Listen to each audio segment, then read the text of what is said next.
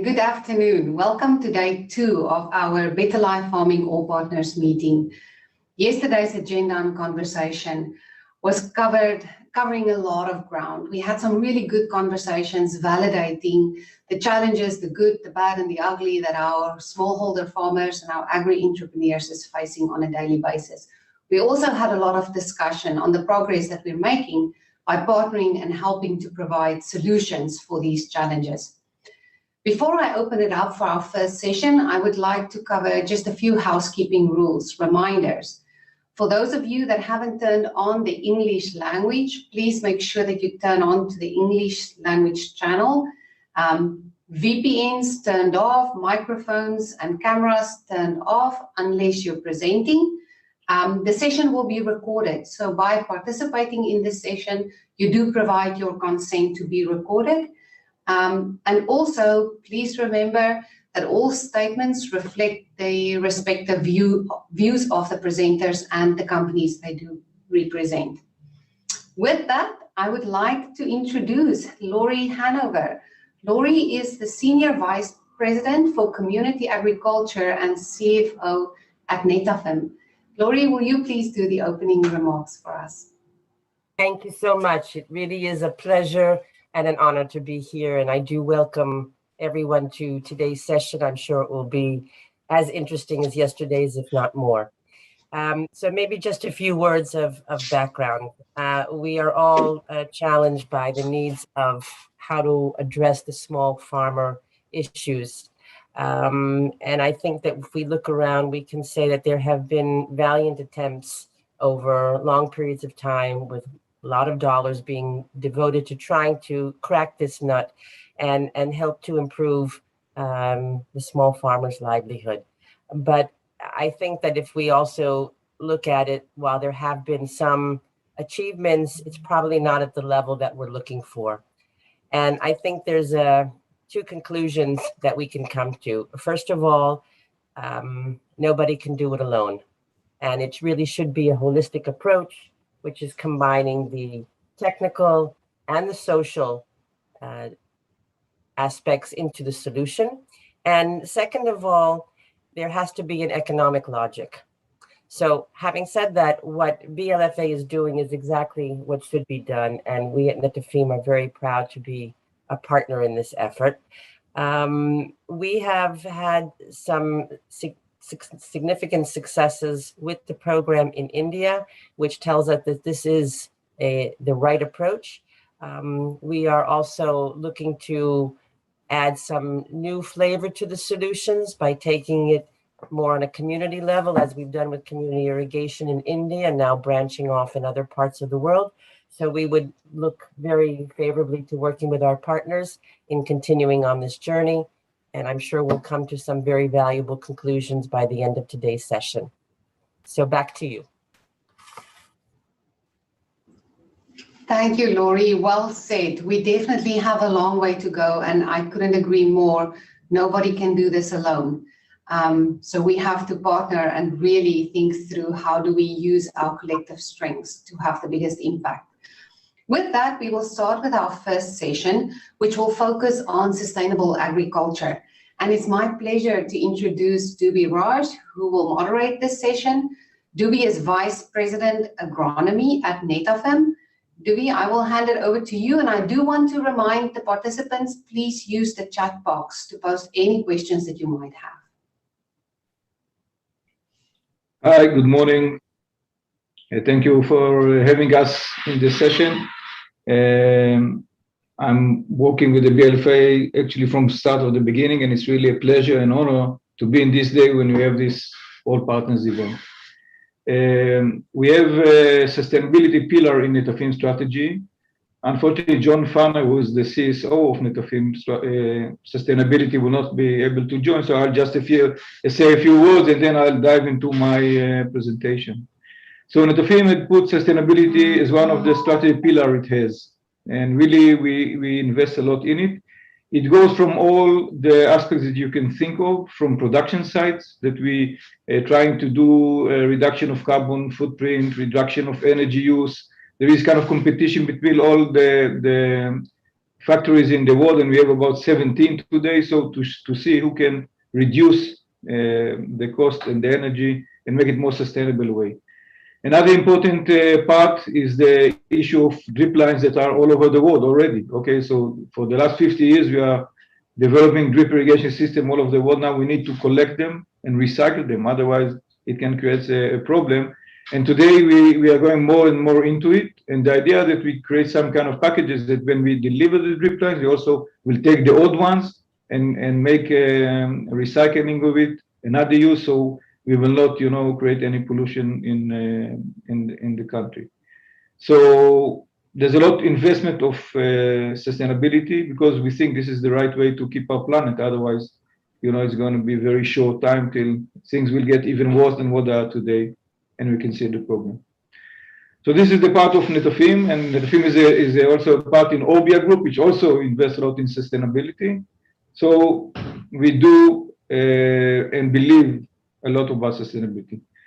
And for me, I will go to my presentation that is going to touch actually what we do with the drip irrigation, with the idea of irrigation.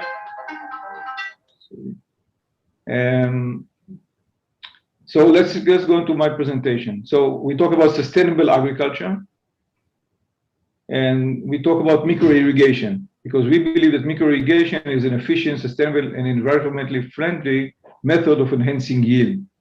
Okay, so this is the idea. We need to enhance the yields to create more yield, and we can reduce, and I will show it in a minute, all the inputs that we take today and create a better way. Please, the next slide. So this is me, VP at Netafim, working in the company for the last 20 years and a farmer for the last 40 years. Next slide. So I think we all know it, and I just want to run on this part because I think it's very important. The world needs food is growing fast, and in 2050 we're going to be 10 billion people, and we need more and different food than what we eat today. Next slide. And the resources are limited. And when we talk about water, and water in some places it's a problem, we can have floods, but in other places, about 4 billion people are living under severe water stress, and we should remember this. And we have less and less land that is available for food production because, cities are growing, and in the other way, there's natural reserves that are growing, so we need more land to create more food. It's crucial, or we should create more food from the same land that we have, and I'll try to show how we can do it. Next slide, please. So we are not efficient in how we use the water and land. Just to give you an idea, so from when we talk about water demand, so about 70% of the water are going to agriculture, 90% to industry, and 12% for municipal, but about 70% of the world water are going to agriculture. And when we look on the land, 80% of the land is not irrigated. So we irrigate only 20%. And when you go to the right side, we can see that we flood. We are using the less efficient water system. We are flooding the fields. In 77%, let's say almost 80% of the area that is irrigated wrongly. We can put it this way. When we talk about drip irrigation, that is what we try to pitch for, it's only 6% by now. And I will show you why it's so important, because we don't have enough water and we use it in the wrong way. Next slide, please. So most of the land that we use actually is for extensive crops. Okay, so when farmer is going to invest in drip irrigation, he will try to get as much money as he can. So he go for something like cash crops, vegetables, another thing, or orchards. But all the rest of the area, when we talk about maize and soybean and rice, it's not irrigated. The drip is irrigated with other ways that are not so sustainable. So most of the water are used inefficiently. And so when we talk about high value crops, we cover quite a lot, 35 to 40%. But when we talk about, let's say, field crops or row crops, it's only 1%, which is really nothing. And that's why we are investing a lot in this direction. Next slide. When we talk about center pivot, you know, and you can fly on many places, if you fly above the United States or even in Saudi Arabia, in the desert area, you can see this round shape of irrigation by center pivot.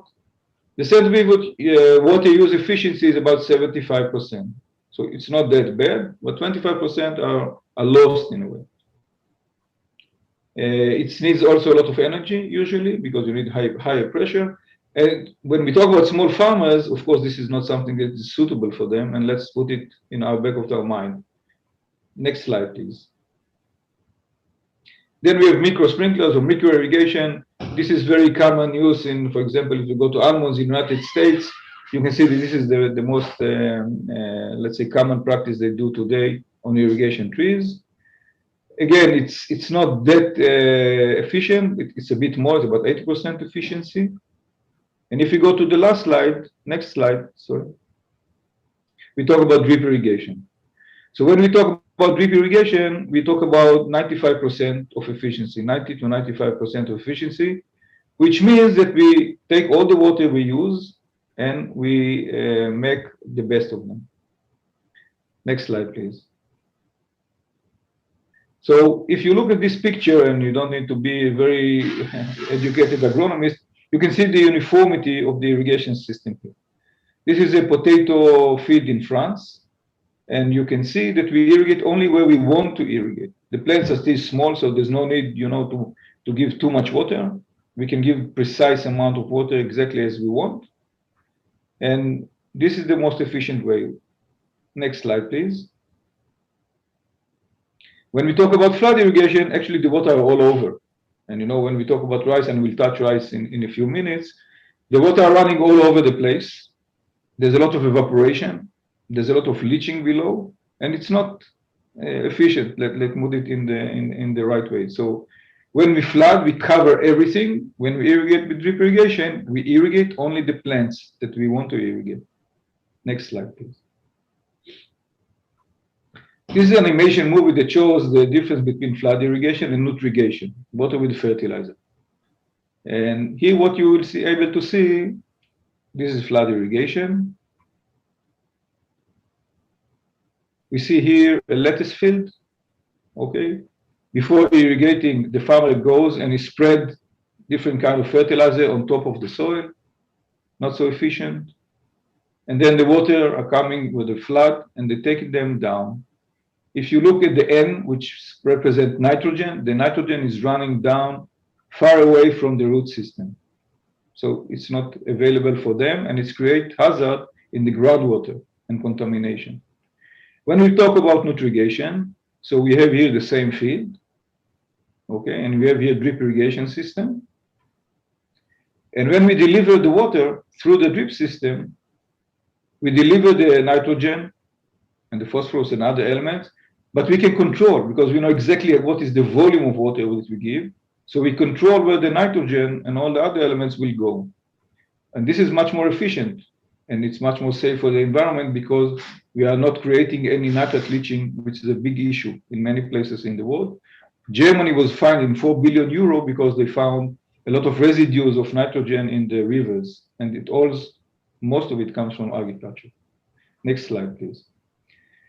When we talk about the irrigation system, it's a system. It's a system, it needs investment. We are aware of this, okay? But let's talk later on the advantages. So when you look on this kind of picture, you can see the water source. We can see some kind of pond or river, whatever. Then we see a pump. We need energy for this. We see a filtration system, which is very important because we deliver the water through very tiny water passages. And then we have also fertilizer tank that we can deliver very precise. You can see on the right side is on-surface drip irrigation. On the left side is subsurface drip irrigation. I'm not going to go into all the detail, there's no need in it, but here we show that we can work in different ways. The subsurface is a system that you put and you can last for many years, and we can see many farmers in the United States that are looking for it. On the other way around, small farmers, and he's moving from one land to another, he will collect his drip lines and go to the next field. Next slide, please. When we talk about the paddy cultivation or rice, and yesterday it was mentioned many times about the rice, because in all kinds of initiatives that are doing. And interesting enough, we have with Bayer, there is an initiative for rice, direct seeding rice, and also with Yara we work on this. But when you look today on most places, you can see that it's a very messy business. You can see everything is under the mud. In order to create a situation that the water are not going down, you puddle the soil, you create a very hard pan so the water will not go down. And there's a lot of labor that are incorporated inside. You see people are planting in the fields, seeding in the fields, you need nurseries, there's a lot of labor inside. I'm not saying that we want to take all the labor away from the field. We are aware of the need of farmers to work there, but we can create solutions that will ease the life of the paddy farmers. And we just developed, if you can show here the movie, I hope it will work. Next slide, please. Okay, so what you see here, instead of planting, we put the seeds of the rice in a very simple seeder, wheat seeder. We make the calculation in order to make the right stand of the rice, and we put 2 drip lines at the same time. Okay, imagine how much work it does. It saves. You don't need to push so much water in the field. You don't want to walk in the mud. I know that farmers maybe are not be able to buy this kind of seeder, but we have a dealer, or any other places. It could be an entrepreneur that has it and is doing the work for the farmers. It saves a lot of labor and a lot of water, because once you finish seeding the field, you can collect the pipes to the sub-made pipe and push water almost like flood irrigation for the beginning. And later on, we can use drip irrigation as any other crop. So with this solution, I think we create some kind of small revolution. Some farmers will still do the same, but I'm sure that many farmers will be loving to to change the habit of having half of their life in the mud all the time. So I mean, we want to take the children, the young generation that is here today. He will not be willing to go and do the same things. He's looking forward, and we see the drip irrigation, and let's say later on precise irrigation, and what we call high-level agriculture must take place. So this is one of the solutions we are suggesting. Next slide, please. So we work on rice for the last 20 years, because I said before, I mentioned it before, in the world there are about 165 million hectares of rice every year. Every year, this amount of land is cultivated under rice. Most of it is flooded, and I mentioned before how insufficient and how inefficient this system was. So what we can see and what we learn after 20 years, it's not a daytime, it's exactly the time that I'm working at the firm, by the way. So we can reduce water usage and labor, and we can have, in a way, a healthier and less pollution rice. When we talk about the environment, it's better, the health of the people is better, productivity is higher, and sustainability is one of the topics that we stay on, is much more, because we save water, we don't create nitrate leaching, we save labor, we save energy. All of this together really proves to be a very good way. Next slide, please. So when we do all this, what we found out, and today it's measurable. Before we can figure, but now we measure it. So there is zero methane emission when you talk about drip irrigation, unless paddy rice that I will show in a minute how much does it emit. When we talk about heavy metals, using drip irrigation in anaerobic condition, make sure that there's no absorption of the metal inside, unlike in a regular system. We are increasing the water use efficiency and soil use efficiency. Not necessarily every time we can have a much higher yield, because it's very much, let's say, hybrids, or what is the variety that we are using. For example, hybrid rice, we can really push it, but some farmers are willing to work only with the traditional rice cultivars and varieties, and we cannot push it too much, but we can make much more efficient the water use efficiency and the land. And we save 70% of the water amount. Imagine, 70%. If it was only half, let's say 50%, you can have the same amount of water, double area. This is how simple it is. But we save 70%, so it's much more. and we get very nice yields, especially in hybrid rice. And also here we work with the buyer in Chhattisgarh of India, and we really see the differences. So there is a great value in it, also for sustainability point of view. Next slide, please. Just to let you to get the feeling, and again, we measure, it's not something that we just talk about. 1 hectare of rice emits about 470 kg of methane, okay? You convert it to CO2, this is 11,700. Or when we talk about cars, it's about 2.5 cars a year. This is how much gas emission we got on methane. There is another one, N2O, which is worse, but it's less. Just here, because we talk about usually about carbon footprint, and later on I'll mention it, this is the numbers. If we take 10% of the rice, and you know where there's much rain, we don't need to take it away. But in places where they have not enough water, like in Tamil Nadu in India, for example, if you take 10% of the global rice production into drip, we reduce like 40 million vehicles off-road in a year. Imagine the impact of it. It's big numbers. So together with Val, we took up this challenge and we created what we call DDS, or delivery system of chemicals.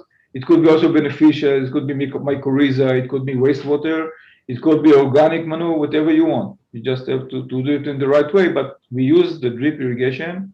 And in a minute, I'll show you also the micro irrigation as a delivery system. And in this, we reduce the hazard of polluting, we reduce drift, we reduce a lot of problems that are caused by using crop protection chemicals in the wrong way. And with Better Life Farming Alliance, we have these centers that we actually provide the farmers with chemicals and drip irrigation. So for sure, we can teach them and let them know that we can use it in a safe way. Next slide, please. Another system, you can put all of them, yes, put all the pictures on the same time. Okay. Another thing that we are using, and I mentioned it before, the micro sprinklers. So if you look at the right picture where something is moving there, and the idea here that we have this micro sprinkler above the trees, they're not working together in order to reduce the amount of water we need in one time. Otherwise, it costs us a lot. We created a device that's called Pulsar, and then it gives only pulses. Each one of them will give pulse in the different time, so we can reduce significantly the water amount we need. Now, what we use it for? So if you are in the very hot climate, and you can see here in the desert when we grow avocado in this case, or it could be in Peru or other places, the heat wave can come and kill all the young flowering that is come. So here we can use it for cooling, okay, on one purpose. When we look below, you see the ice that is happening when you have a frost, okay, so we can use these devices as frost mitigation. There is a climate change, and we see in some places heat waves, we see in other places frosts that are coming in early season. If you create enough ice like we see here, it prevents the death of the young buds. Later on, it's melting and they are surviving it. So cooling, frost mitigation, but today we can use it also for plant protection.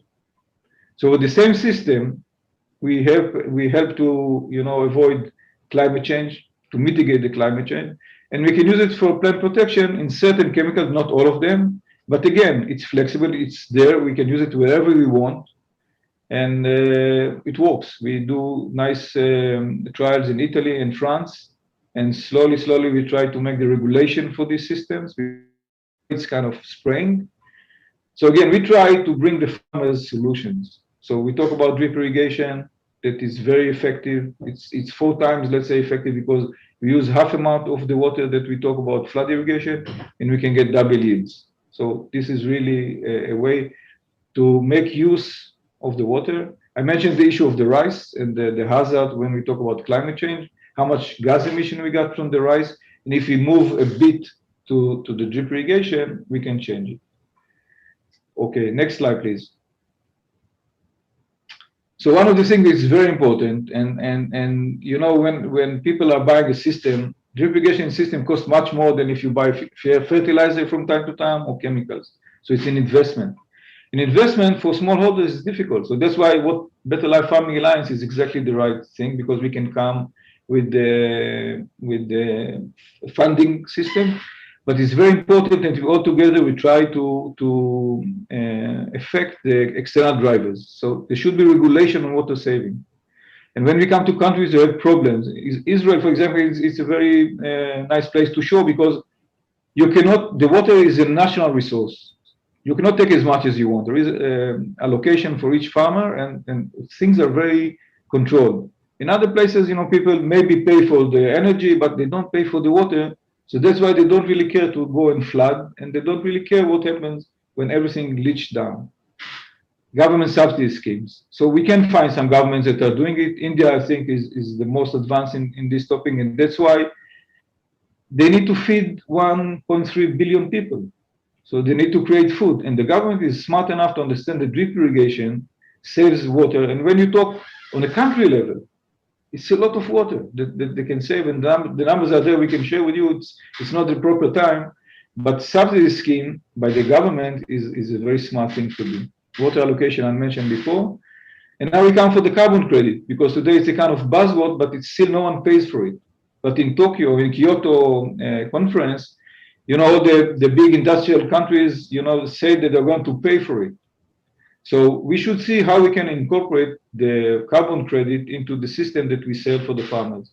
For example, if a farmer is going to install a drip irrigation system, and the government of the same country can enjoy the carbon credit, but we can go even furthermore. The farmer himself, by putting drip irrigation system, this is the amount of carbon credit he should get, and this should be deducted from the money he pays. Of course, the small farmer cannot do it, but we, as Better Life Farming Alliance and other organizations, can use the carbon credit. We can improve the sustainability of the world by this, because we reduce the gas emission, as I mentioned. And altogether, it will come for a better and sustainable agriculture for the world and for the smallholders too. Next slide, please. Thank you. So we have another 4 minutes for questions, if it allows, and I'm willing to hear.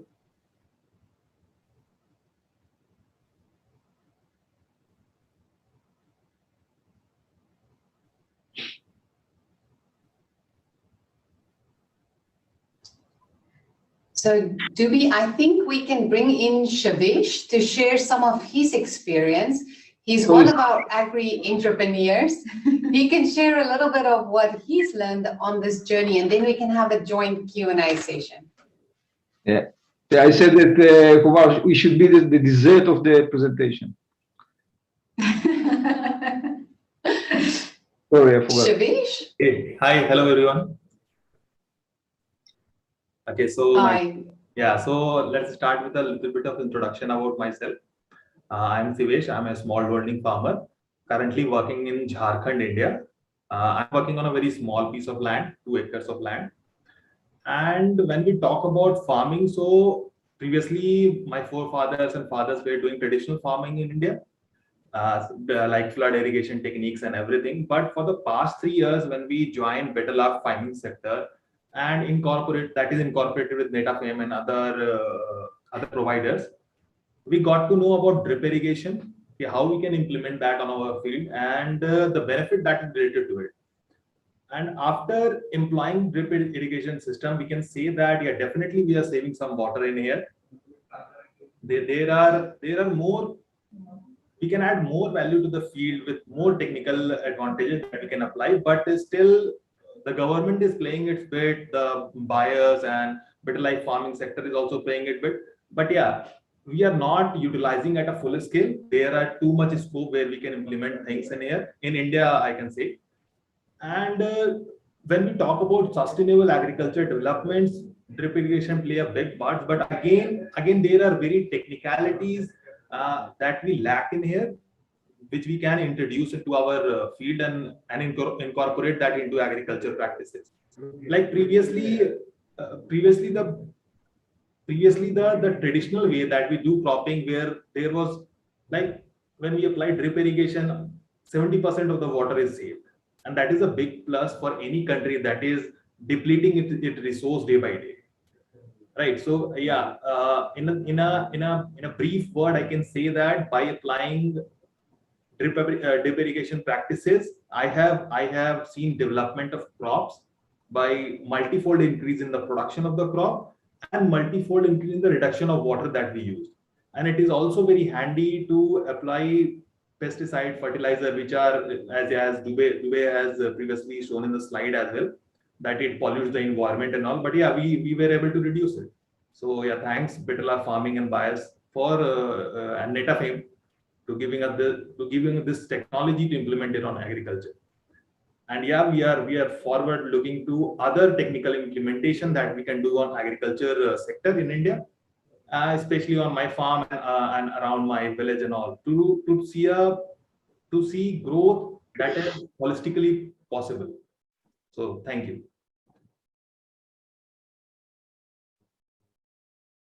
Thank you so much, Shavesh. So we actually have a few questions that came in. I've got some on my WhatsApp group, and then I have a few in the chat box. So I will read these out, and between you and Dubi, we can cover them.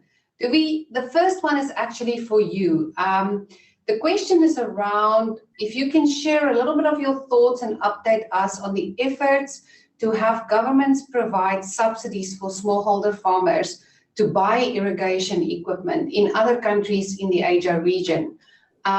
Also, any specific successes in micro irrigation for rice?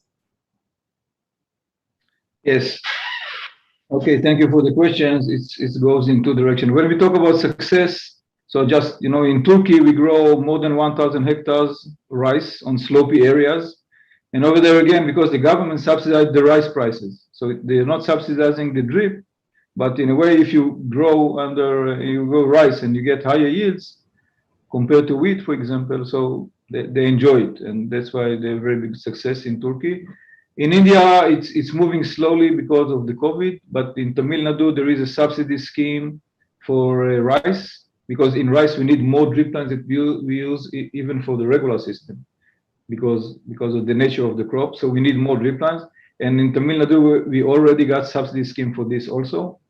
It's going slowly because it's a big investment. And if we will take into consideration, that's why I mentioned before the external drivers. If we talk carbon credit and try to feel how much does it worth, and then we can reduce the price of it.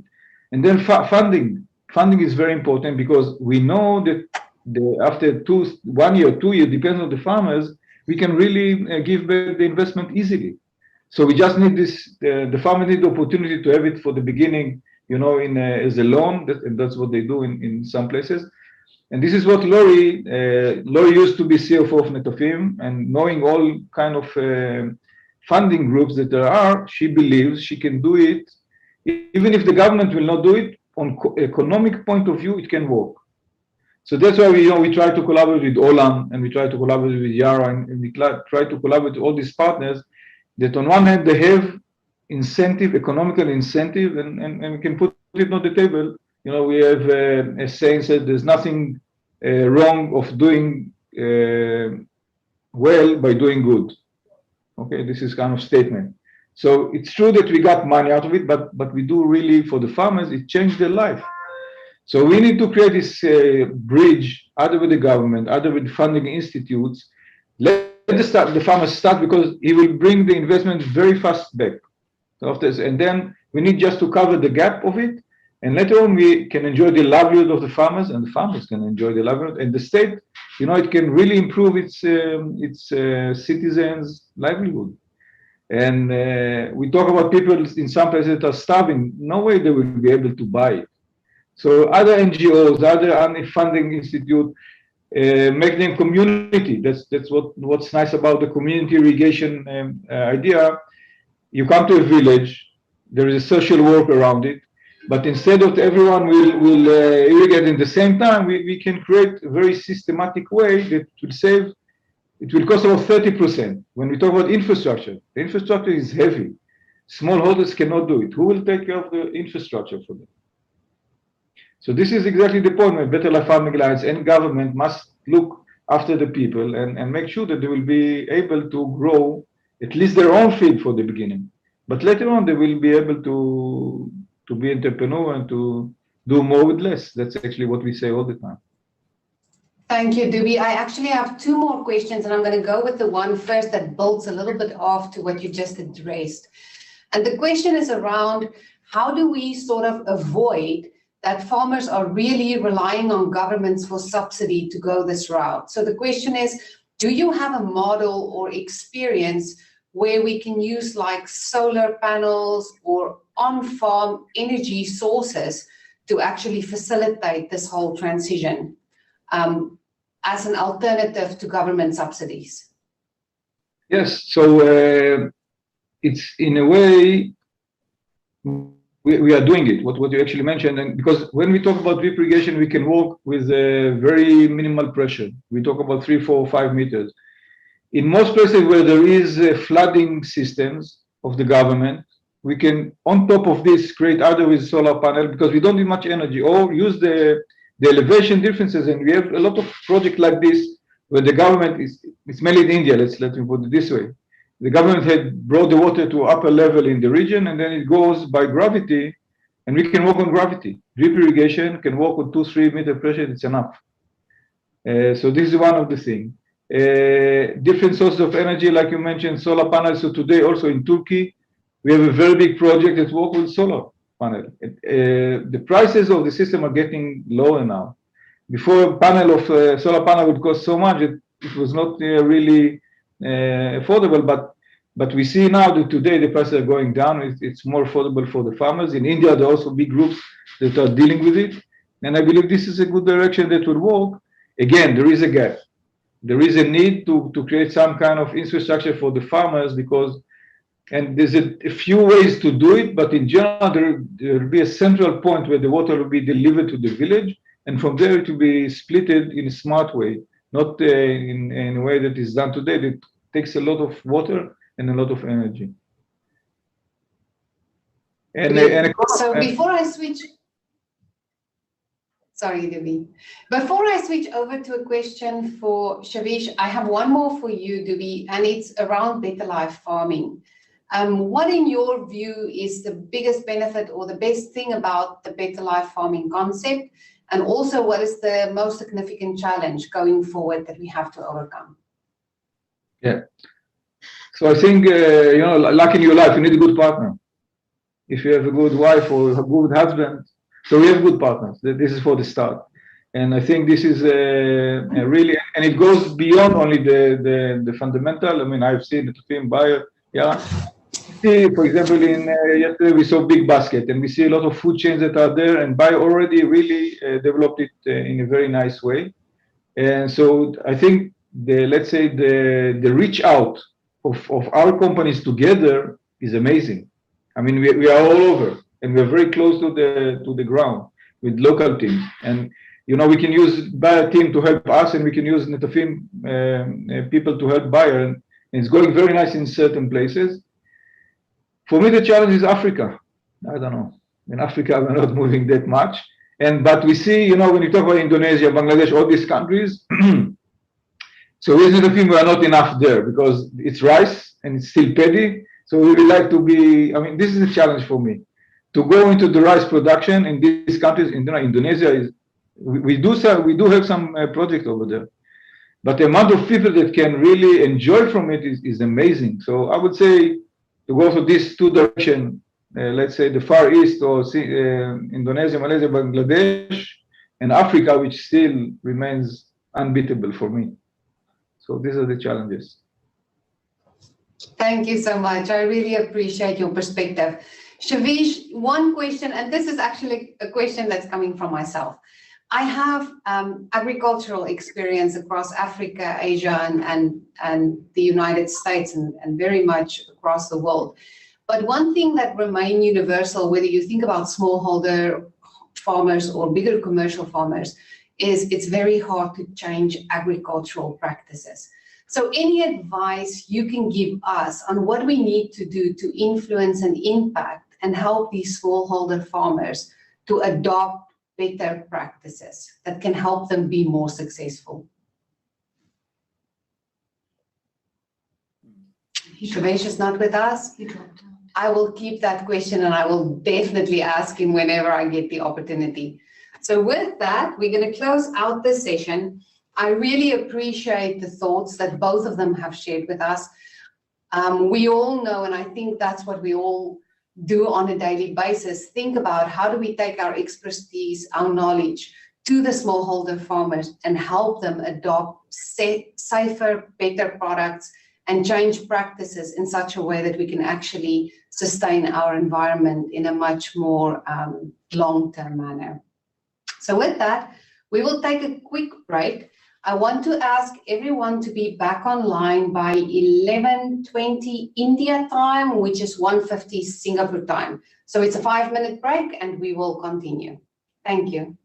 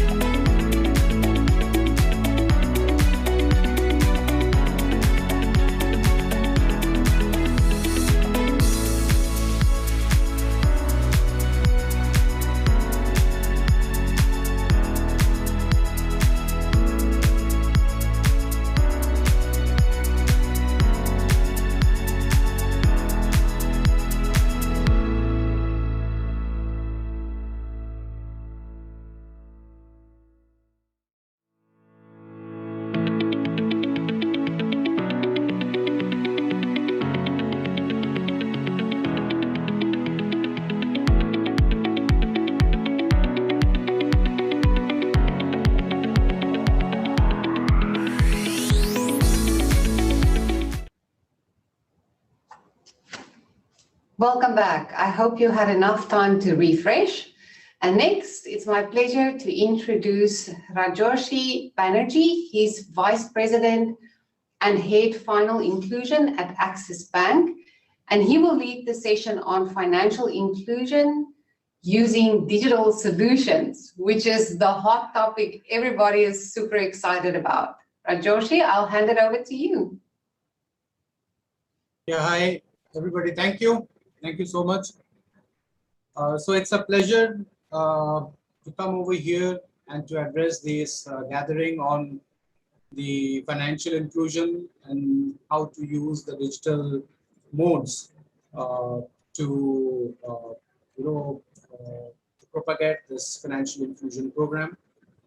Can we have some slides, please? Yeah.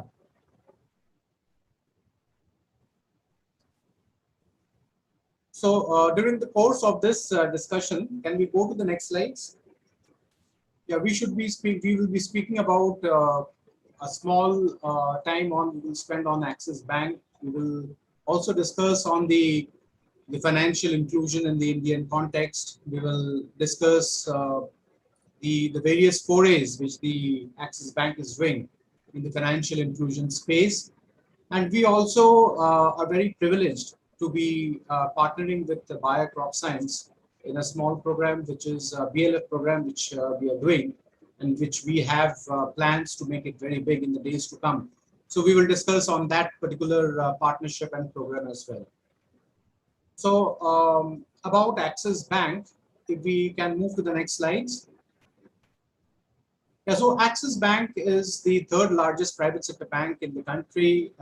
It has got over 4,600 branches and with 78,000 employees. It has a market share of assets ranging from 5.1%, deposits of 4.6%, advances on 5.7%. And also, it has a very robust infrastructure on the digital side. So UPI, which is the payment systems, we have the digital infrastructure of 16.7%, mobile banking market share of 15.6%, internet banking of 11.4%. It has got various subsidiaries, which includes Axis Capital, Mutual Fund, Axis Securities, Axis Finance, Axis Trustees, A-Trades, Axis Asset Management, and Freecharge. So these are the various the key subsidiaries of the bank. Can we move to the next slide, please? Yeah, so this in the digital banking space, Axis Bank has been innovating varied products. If you look at the right-hand side, you have buy now, pay later products, which is available. You have a digital Forex card, which is also available, WhatsApp banking, Wear and Play. The bank has been rated as the best digital bank by Asia Money. It has been recognized by the Financial Express newspaper for the best digital bank, the best bank award for innovation by KPMG India Best Bank Award. So these are some of the recognitions on the digital front which the bank has received. Can we move to the next slide? On the ESG imperatives, the bank is making various progresses and working towards inclusive and equitable economy. The bank is providing opportunities to the most economically disadvantaged people in the society so that they can work and they can have a sustainable living. So that is the work which the bank is looking at. And the bank is also committed for consciously nurturing the planet so that we may have and our future generations also have a good place to live in. So that is the work which the bank is looking forward to. Very happy to say that the bank has launched the largest sustainability linked bond from India and India's first sustainable AT1 bond with a combined issuance size of $1.1 billion. So these are some of the ESG imperatives which the bank is working on. Can we move to the next slide? Yeah, on the financial inclusion in the Indian context, so if we can discuss on this particular subject. So I have drawn two type of activities which we would be discussing. One is on the left-hand side, you have a traditional modes. how we started this financial inclusion space in the country.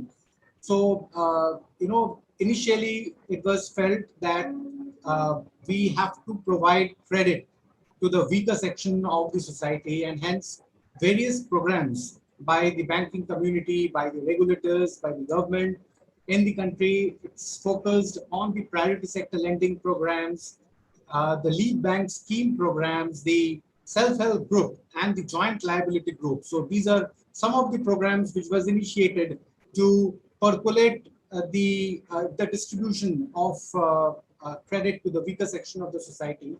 However, it was felt that it is also very much required in the rural hinterland or in the unbanked or the underbanked areas. There is a need, there is a requirement for branches, for physical distribution of the financial services at those locations. Hence, there was a need which was felt for increase in the reach of banking. So expansion of the branch network. So when I say branch over here, it is the brick and mortar branches which I'm referring over here, which this program started. And after all, in every place we cannot have a brick and mortar branches. So the concept of BC, that is a business correspondent, whereby in the local society, in the local community, a person can render these financial services to its people. So that is where the model was successful, and it is successful now, because that particular person living at that community, at that society, he is having that much of trust, and he is having that type of services which he can provide, financial services, all type of financial services which can provide to the people living in that particular community. Now, if we look at the emerging trend over here, while we have been doing this type of financial inclusion for quite a few years, however, there are a few challenges which has also been noticed. So these are the challenges like how to identify a customer, or how to identify a citizen, how to reach to the last mile, and how to provide relevant products which are affordable and safe. So these are the three prime challenges which was felt. And the fourth one is how to make them aware, how to make the populace aware about the financial services, about the various financial services which is available. So these are the primarily the four challenges which all the banking community, the regulators, the government faced while taking forward this program of financial inclusion in the country. And hence, there were certain solutions which was also thought that how to tackle these solutions. And there, the first challenge which I mentioned about how to identify a customer. So that was a big challenge which was there. And then the digital ID of the country, which is Aadhaar. So that came into the solution in this particular space, whereby a customer through his Aadhaar ID or through his Aadhaar authentication, he can actually identify himself. So if you look at the present mode of digital identification, which is happening in the financial inclusion space, you have biometric authentication. So a person can just put his thumb, he can put his biometric, and then through UIDI, again, it happens to digitally, the authentication happens automatically, and through that authentication, he can access his bank account. There are ways in which through iris scan, through your iris scan, the authentication can take place, and it is happening. There are work which is going on in facial recognition. So on the basis of your facial recognition on the data which is already stored, you can authenticate your bank transaction. So these are some of the very innovative activities on the access part, which is coming up, which will help in the financial inclusion programs of the country. So you also have the second challenge, which was how to reach the last mile, because India is a country with varied cultures and difficult terrains and different geographies. So how to reach the last mile? So this particular problem has been solved by the usage of mobile phones. The mobile phones today is being used. It has got a good penetration now in the rural areas, in the underbanked areas, And that is how the entire system, the ecosystem of the financial services are embedded in the mobile phone. Through a mobile phone, now you can access your bank accounts, you can withdraw cash, you can deposit cash, you can also make fund transfers, you can see your statement, you can access to your mutual fund, you can access to your insurance. There are a host of activities which can be done through the mobile applications, and thereby the challenge how to reach to the last mile has been mitigated. And the third part is how to provide relevant products which are affordable and safe. So over here, the government has taken a very innovative program in which they have launched this new account, which is called Pradhan Mantri Jan Dhan accounts. So this is an account, this is a basic account which has been given, which all the citizens can open. And this is for the first time through an account. All the financial bouquet of services can be provided by the financial institutions. So this is how this challenge in how to providing relevant products at an affordable and safe environment can be provided to the citizens has been mitigated. And at the end, the financial literacy part, the banks, the regulators, the government, everybody is working towards it so that this literacy program can be percolated to the unreached, to the underbanked areas, to the community at large, so that people can understand about what is, the financial product, what are the financial products, what are the benefits of the financial products, and how to use those financial products. Can we move to the next slide, please? Yeah, so for the period ending March 2021, RBI had, the Reserve Bank of India had done a survey on the financial inclusion extent, and what they have found out that till now in India we have come almost at a mark which is 53.9% between the complete exclusion, which is pegged at 0, and a complete inclusion, which is pegged at 100. So it's a halfway mark which we have till now we have come across in the country in respect of the financial inclusion. Of course, financial inclusion is a necessity for on an individual basis as well as on a society as a whole. So it promotes the well-being of the society. There was, causes for financial exclusion. There were a lot of causes of financial exclusion, like, there was no trust in the system. There was high transaction cost. There was poor quality of services. There was lack of awareness of the financial products. There was lack of requisite documents. So all these factors on the financial exclusion has now been taken care of by these financial inclusion programs, which is happening.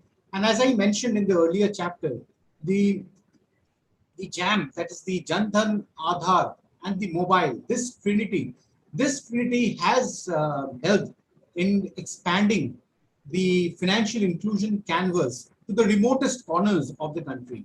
And of course, there has been plethora of players which has emerged in the field as of now.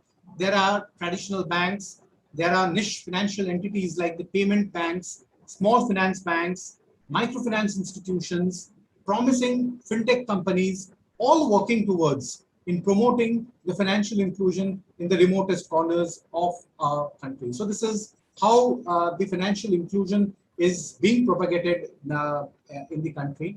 And some numbers, what we have done so far in the entire society. If you look at the numbers which we have highlighted over here, there are 43 crores and more of Jan Dhan accounts which has been opened.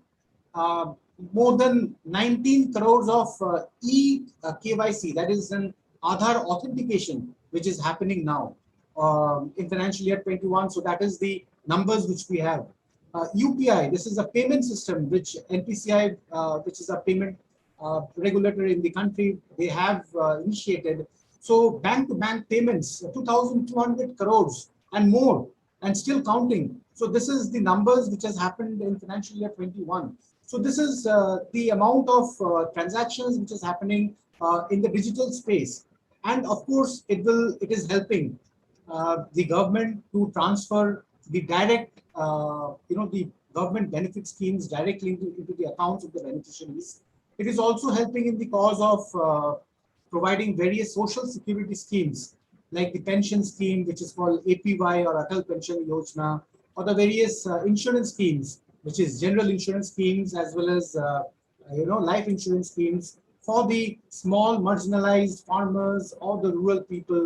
So these schemes are being launched, and this is being practiced with the Jan Dhan accounts across the country. So can we move to the next slide, please? Yeah, so this is, I spoke about in the Indian context, the various financial inclusion and the digital interventions which is happening. Now I will be speaking on how Axis Bank is, partnering in this financial inclusion space. So Axis Bank, has made a progress in increasing the touch points across its pan-India locations. So we are having branches, we are having low-cost touch points, which is there across the country, which is trying to provide the financial services to the rural, semi-urban, underbanked, unbanked customers with relevant product, and of course it is backed by technology. So that is how we are trying to support this program in the financial inclusion space. In this aspect, there are three broad parameters in which we are trying to run this program. On the distribution side, we are having partnerships with major players. We have made an investment. We have also partnered with Common Service Centers. Common Service Center is a government initiative in which these rural entrepreneurs are located at the far-flung areas, and we have partnered with these rural entrepreneurs so that they can propagate, they can distribute financial services both in respect of transactions as well as in respect of various credit products to the masses at these unbanked or at these very remote locations. We have also tied up with various merchant aggregators or corporate DCs, as we call, who also have various customer service points or touch points, which is located at very remote geographies and through which they are providing the financial services to the masses. We have also tied up with various agri-value chain ecosystems so that we can provide the services to the farmers at the large in this entire ecosystem. We have made forays into various products, particularly to cater to this particular segment. Transactions is happening entirely on the digital mode. Cash is being distributed by the BC agents at the location, at the remote location. So any person at the remote location, they need not travel to a bank. They can go to his nearby community BC outlet over there. They can avail the services of cash withdrawal, cash deposit through our business correspondent agents or through our village entrepreneurs who are located at those areas. And these activities are being handled through Aadhaar-enabled payment systems, or it is also happening through cards. And it is again backed by digital infrastructure which has been done. We have also made availability of Aadhaar Pay, which is basically paying a particular shop owner by using his biometric. So he need not carry a card. He need not carry anything with him. He just need to put his biometric, he just need to authenticate his transaction through his biometrics, and then his account can be debited, and the shop owner, he can get his payments done. So these are some of the digital products which we have done. We have also brought in a lot of digital products for credit purposes, in lending purposes, for loans, two-wheeler loans, farmer funding loans, gold loans, small microfinance loans. So all these loans are also being provided at these locations, and we are also making forays into the digital lending programs. We have a robust lead generation activity whereby any requirement for the customer who is there in respect of financial services can be captured electronically, and it can be escalated to the nearest branch, and branch can immediately contact this customer and fulfill his requirement. So that lead generation activity is again been activated amongst all these touch points. All these services are being done through a robust technology infrastructure. We have micro ATMs. So basically, these are all small handheld devices which can work remotely. And you can use these micro ATMs for withdrawal of cash, deposit of cash, fund transfers, statements, all the activities which you are doing for any ATMs. This activity can be done through micro ATM as well. The only point is this: these ATMs are very small in size. It is it's a handheld device, and it is being handled through an assisted mode. So a person, which is a village entrepreneur or a customer service point, he is carrying this micro ATM with him for the regular services. We have also made live the Kiosk banking platform. So any type of the bank's core banking platform has been integrated to the partner's front end. So any type of activity, if a partner has its own website, that website can have access through our core banking system, through APIs. And of course, we have made suitable infrastructure for necessary information security part. So that we have made it very robust, and that is how we are offering services at these locations. We have also made various mobile applications whereby a person through the mobile app store or through Google Play Store, he can download the app and he can also do various type of banking services. So these are the various technological innovations which has been done in this particular space. And of course, as I earlier mentioned to you, that these are all made as per the regulatory standards and also as per the compliance and the information security standards of the bank. Can we move to the next slide? So I'm just happy to mention that the bank has been recognized by the various agencies. We have received Asian Banking and Finance Award on the Financial Inclusion platform in 2021 in recognition of the efforts which has been done.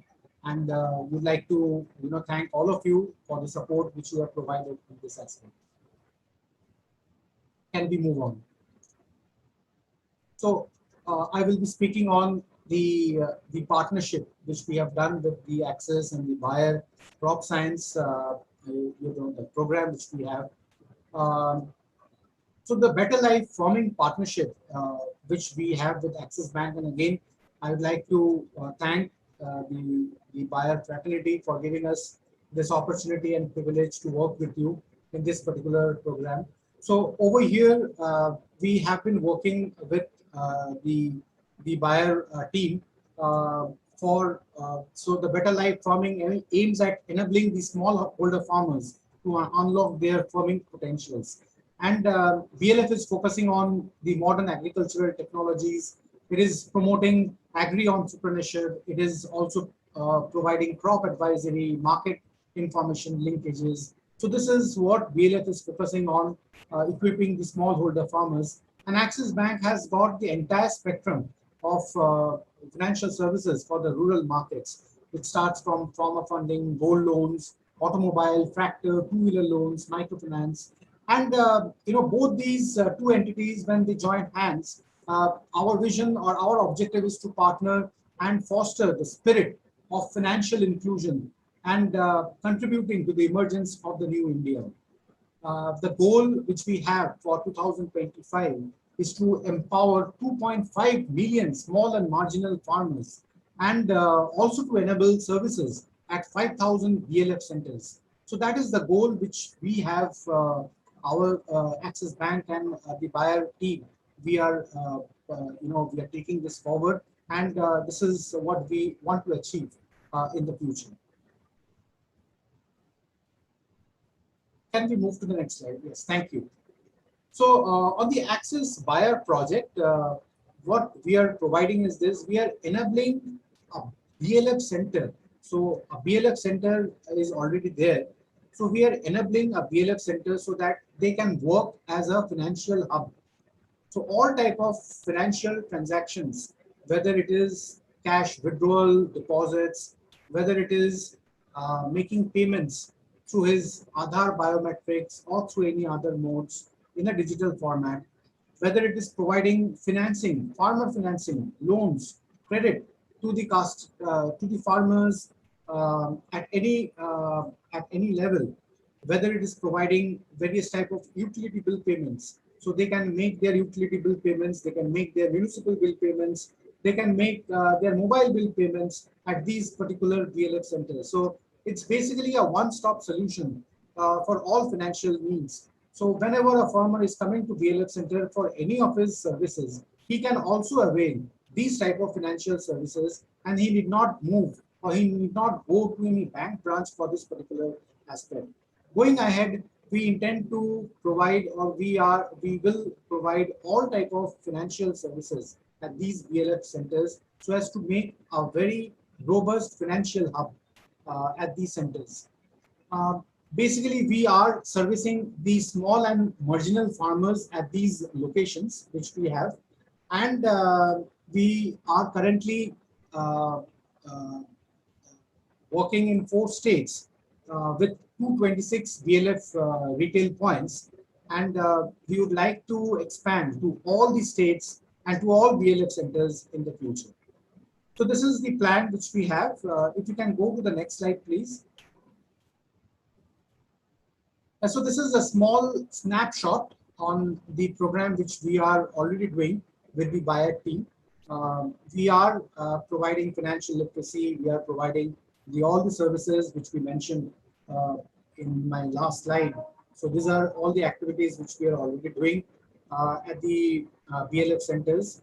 And our objective is to bring the farmer services under the umbrella of the financial institution to foster the truest form of financial inclusion for this particular segment of the farmers.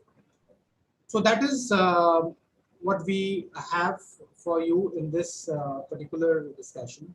If you have any questions, we'll be happy to discuss on this, or I can also respond to you if you have any questions to you later. That's it from my side. Thank you. Thank you so much. Thank you so much. Thanks. We do have a few questions. So I think let me start with the first one. The first question that was posted in the chat box is making the point that commercial banks seems to stay away from financing agriculture because of the high risk profile. And there are not a lot of appropriate products for smallholder farmers and agri-enterprises. So the question is, how does Axis Bank help stakeholders in coming out with more innovative products for the better life farming entrepreneurs? Can you share a little bit of your thoughts around this? And maybe if you can also speak to what that impact matrix would look like for an initiative like this. Okay. So to respond to this, what I would like to mention that we in the Axis Bank space, we have in the rural banking in the rural lending team, we have all the products which caters to the rural people at this particular point of time. So we have farmer funding, which is a robust product, which is there. We have OD against FD, which is again a very retail-centric product, which is there for the rural people at that particular basket. We have microfinancing, businesses which is running to cater to the small groups of people, to the women groups which we are forming and providing them the lending over there. We also participate in the various government benefit schemes like PMEGP, the Pradhan Mantri Employment Generation Program, NRLM, NULM, the PM Swanidhi, which is a scheme for the the vendors, local vendors, giving credit to the local vendors. We participate in that type of a scheme. So overall, we are trying to bring in products, and also we are trying to provide our credit to this section of the society in large.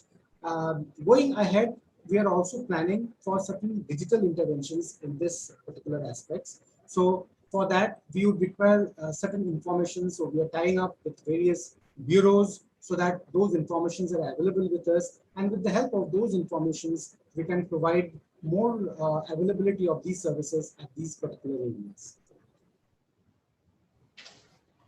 Thank you so much, Rajoshi. The next question is a little bit more focused on female farmers. So have you made the ecosystem for Access Bank inclusive of women farmers' needs for credit and banking challenges they face? If you think about mobility, education, access to assets as collateral, and access to training as well. If you could share with us a little bit about how the bank is thinking about this and maybe any initiatives that you have to address this. Sure. So in this particular space, I would like to mention that the bank is already, as I mentioned earlier, that we are into financing small groups of women entrepreneurs, also small groups of women people from the villages, which we form a joint liability group, and we provide them credit for their particular businesses or for their particular activities to take place. And we also provide guidance in respect of financial literacies. So there are various financial literacy programs which we provide at the spot, so that they know what is the actual utility of these loans which is being provided to them at that particular point of time.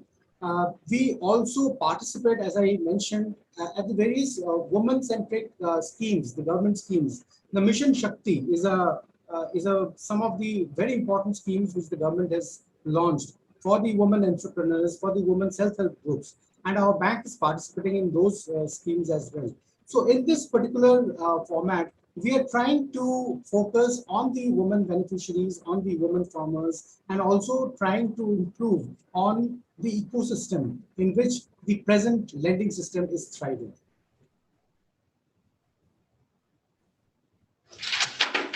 Thank you so much. One last question that I have is, if you just take a step back and think about Better Life Farming and the program that we have here and the partnership, what in your view is the biggest opportunity, and also what is the biggest challenges or limitations that we'll have to overcome to be successful? So it's a very good question, and it's a very pertinent question.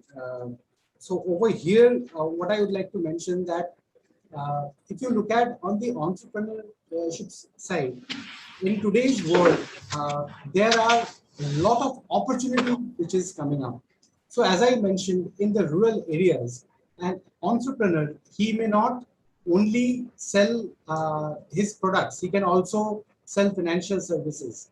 He can also sell mutual funds. He can also provide advisory services.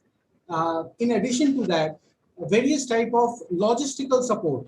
So today, the companies like Amazon, Flipkart, they are also trying to deliver the products at the rural areas. So how do they do that? So they will have to take the help of these entrepreneurs who are located at that community, at that particular society, and they are helping these companies for delivering the products at those locations. So opportunities are umpteen, opportunities are coming up in a big way in these markets. So that is in respect of the opportunity. In respect of challenges, I would like to say that yes, the only way where we need to improve upon so that we can provide these opportunities to our masses is on the education part, on the literacy part. So we need to make them aware that these are the opportunities which are available, and through these opportunities they can benefit the society at large. So that is the only challenge which I see at this point of time. Thank you, Mr. Banerjee. It was really good to have you on this and sharing your thoughts and insights. Much appreciated. It is quite exciting to think about what digital tools allows us to do. It's almost unimaginable to imagine from where we've been yesterday and where we can go tomorrow by having these new ways to serve our customers. Thank you. Take care. Thank you for your time. Thank you so much. So with that, we will take another short break. I think let's do a 15-minute break. So that means we will be back online by 12:10 India time and 2:40 Singapore time. Enjoy the break.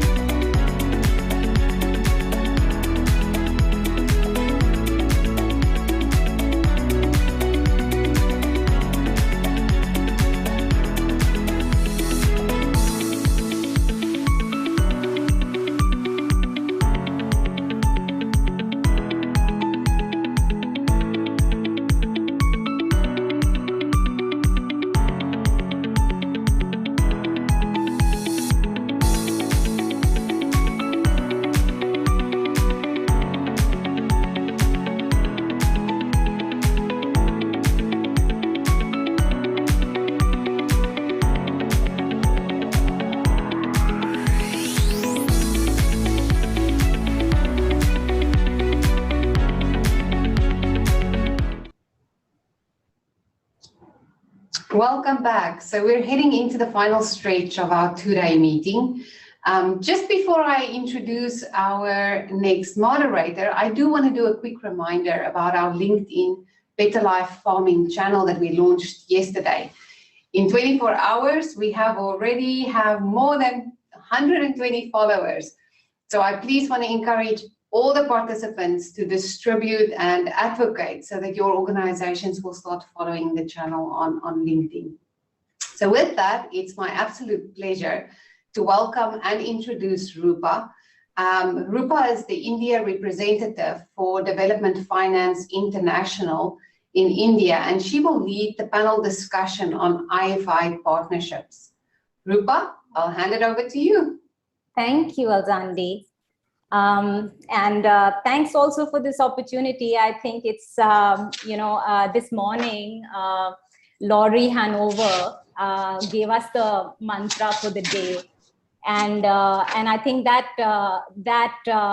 guiding theme on no one can do it alone fits very well with what we're going to be speaking in this session, which is essentially partnering with the development community, which includes the international finance institutions, such as the IFAD, which is the UN agency, the World Bank, several others, who are very active in this space, including the Tata Trust that, we have with us today.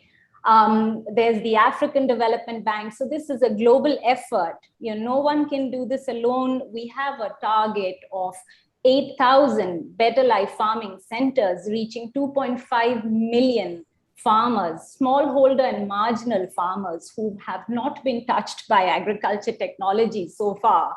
And for that, that a challenge like that, a target like that, it just makes a lot of sense to look at like-minded partners who are doing some exceptional work and are much ahead. In fact, it's time for us, at Better Life Farming to align with the development community. I am indeed very happy to have us, have with us Meera Mishra, our first panelist, who represents, she's the country coordinator for IFAD in India. And IFAD has projects across the globe, and in India, in certain areas or certain states, which are what we call underserved. So Meera, welcome. It is, our honor to have you. You've always been a guide and a mentor really to the private sector. Our pleasure to have you today. Meera, I think, we will be emphasizing a little more on India. This is where some of our partnership has, and the discussions have started.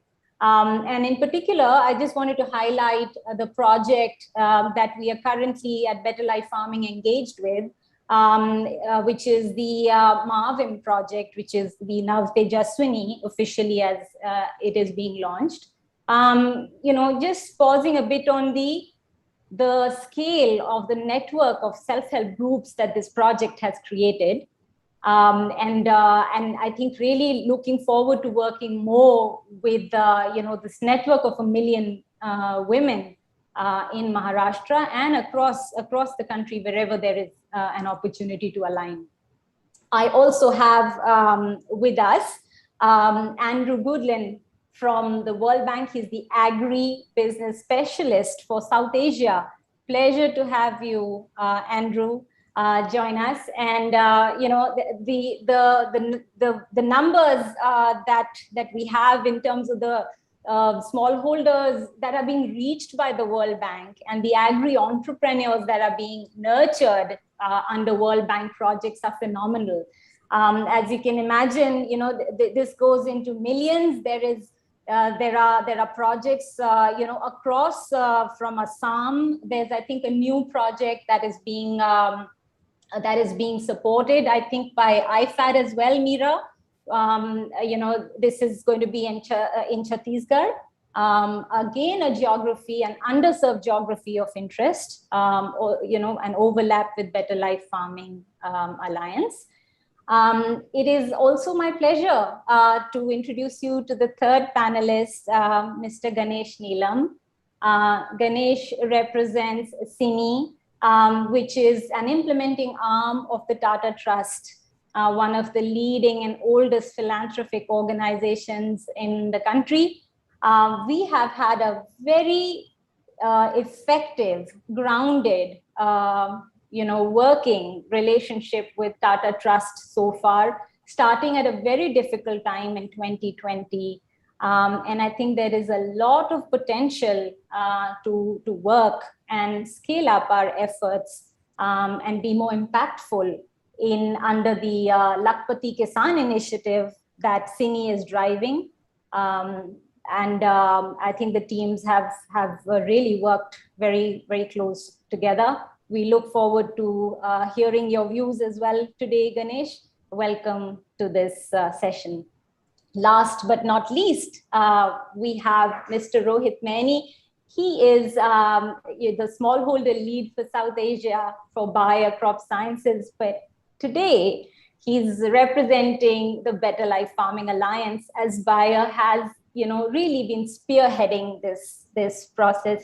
Rohit and his team are very eager to align as much with the development community and look for ways in which they can contribute to the project objectives. Welcome, Rohit. So with that, I think, Meera, perhaps we start with you. We, this is a very wide discussion, which 30 minutes is not enough, but I'd just like to understand from you, see, the IFAD projects technically support a lot of marginal and smallholder farmers. That is the focus for IFAD. Do share with us some of the marginal farmers, barely commercial. What is the work that IFAD is doing to bring them to some sort of commercial, farming as a business? Thank you, Rupa, and good afternoon also to my fellow panelists, to Andrew and Ganesh, with whom actually we have been working together with both the Tata Trust and the World Bank in India, with the World Bank co-financing in Chhattisgarh, but also globally a very strong partnership, and also with the Tata Trust in Maharashtra and elsewhere. And good afternoon to everyone else. Very pleased to be here today on this panel. First and foremost, Rupa, just to clarify, these are not IFAD projects. These are all government projects, and IFAD is but only a financier of these projects. And IFAD is, just to give you a brief introduction, IFAD is both an international financing institution as well as you rightly said, a UN organization headquartered in Rome. Rome is the hub of food and agriculture organizations.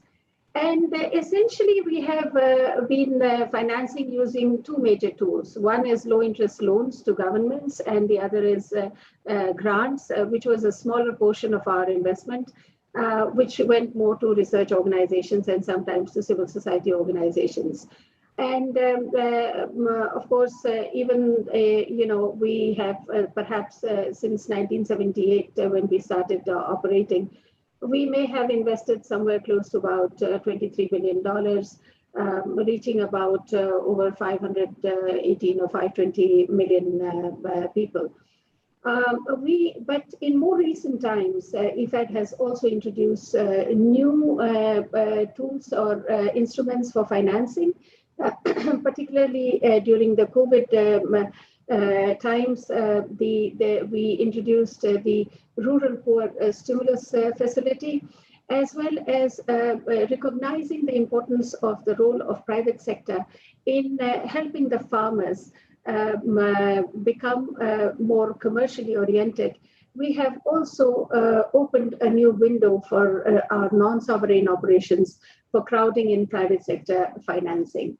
Now, we work, as you rightly said in the beginning, in some of the remotest parts of the developing countries, and where the poverty and the hunger is the deepest.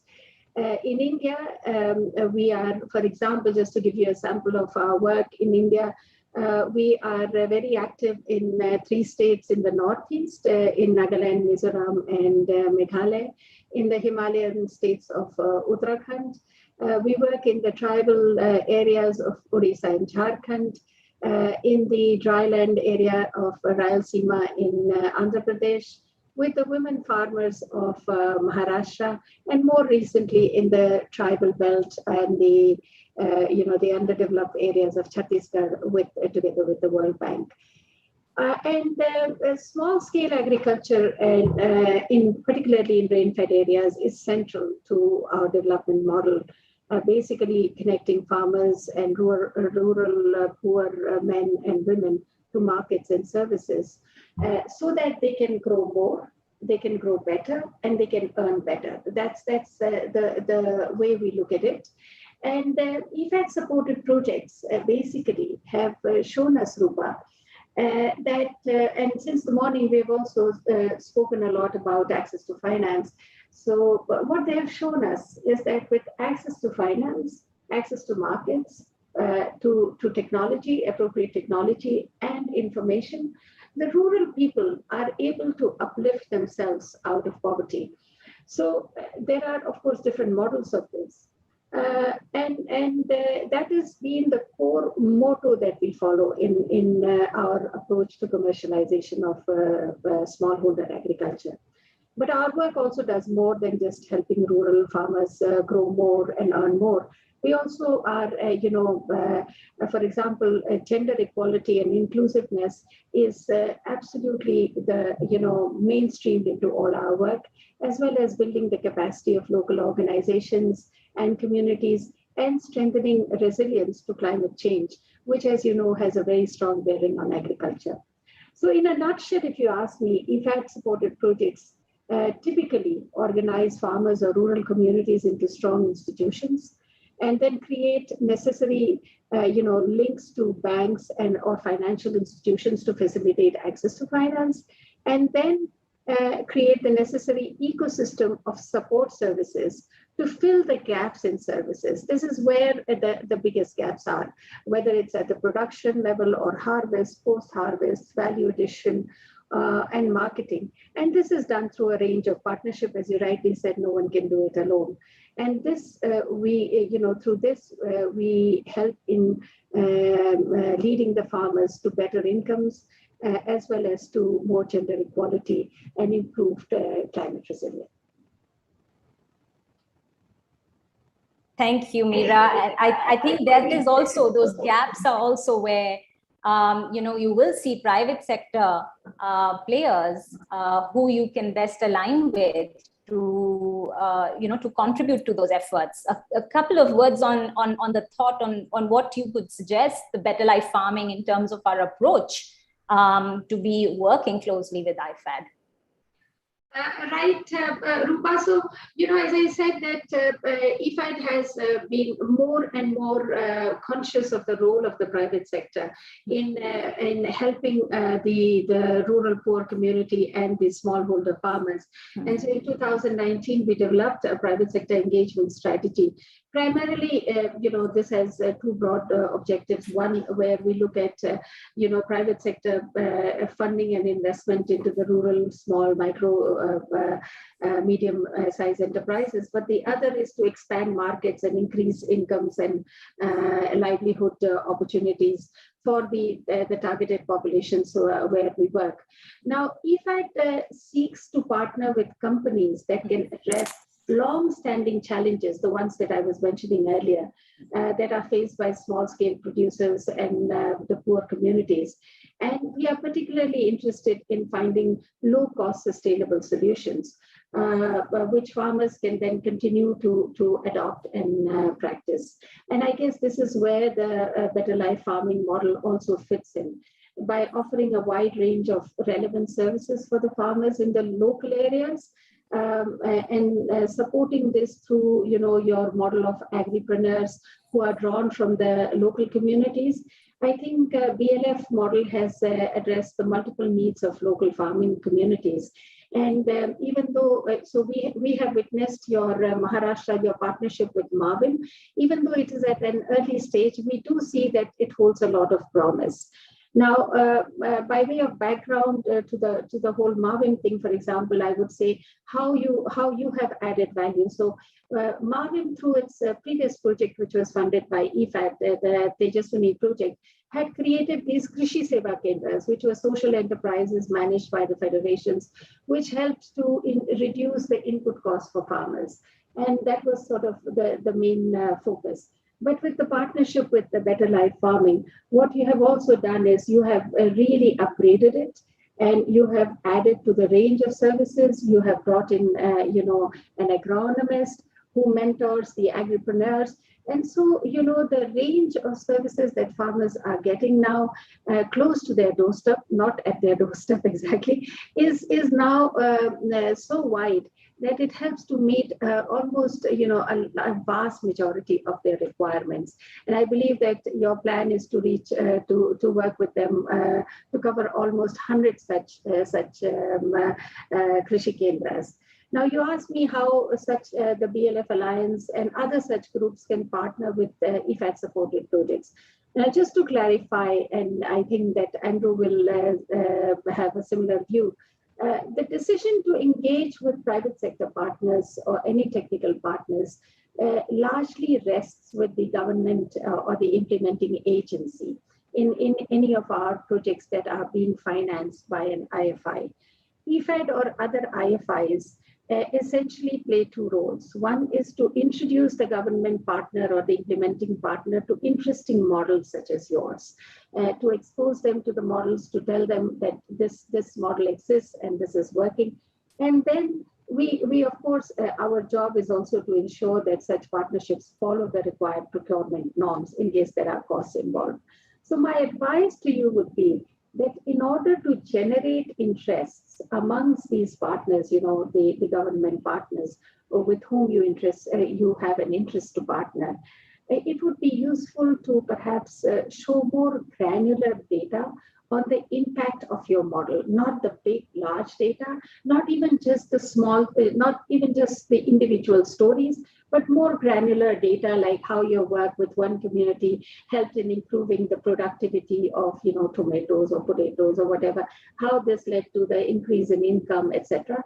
And if possible, arrange their visit to some of the existing facilities, engage them to talk to the farmers who have benefited from your model, because seeing is believing. I hope this has answered some of your question, Rupa.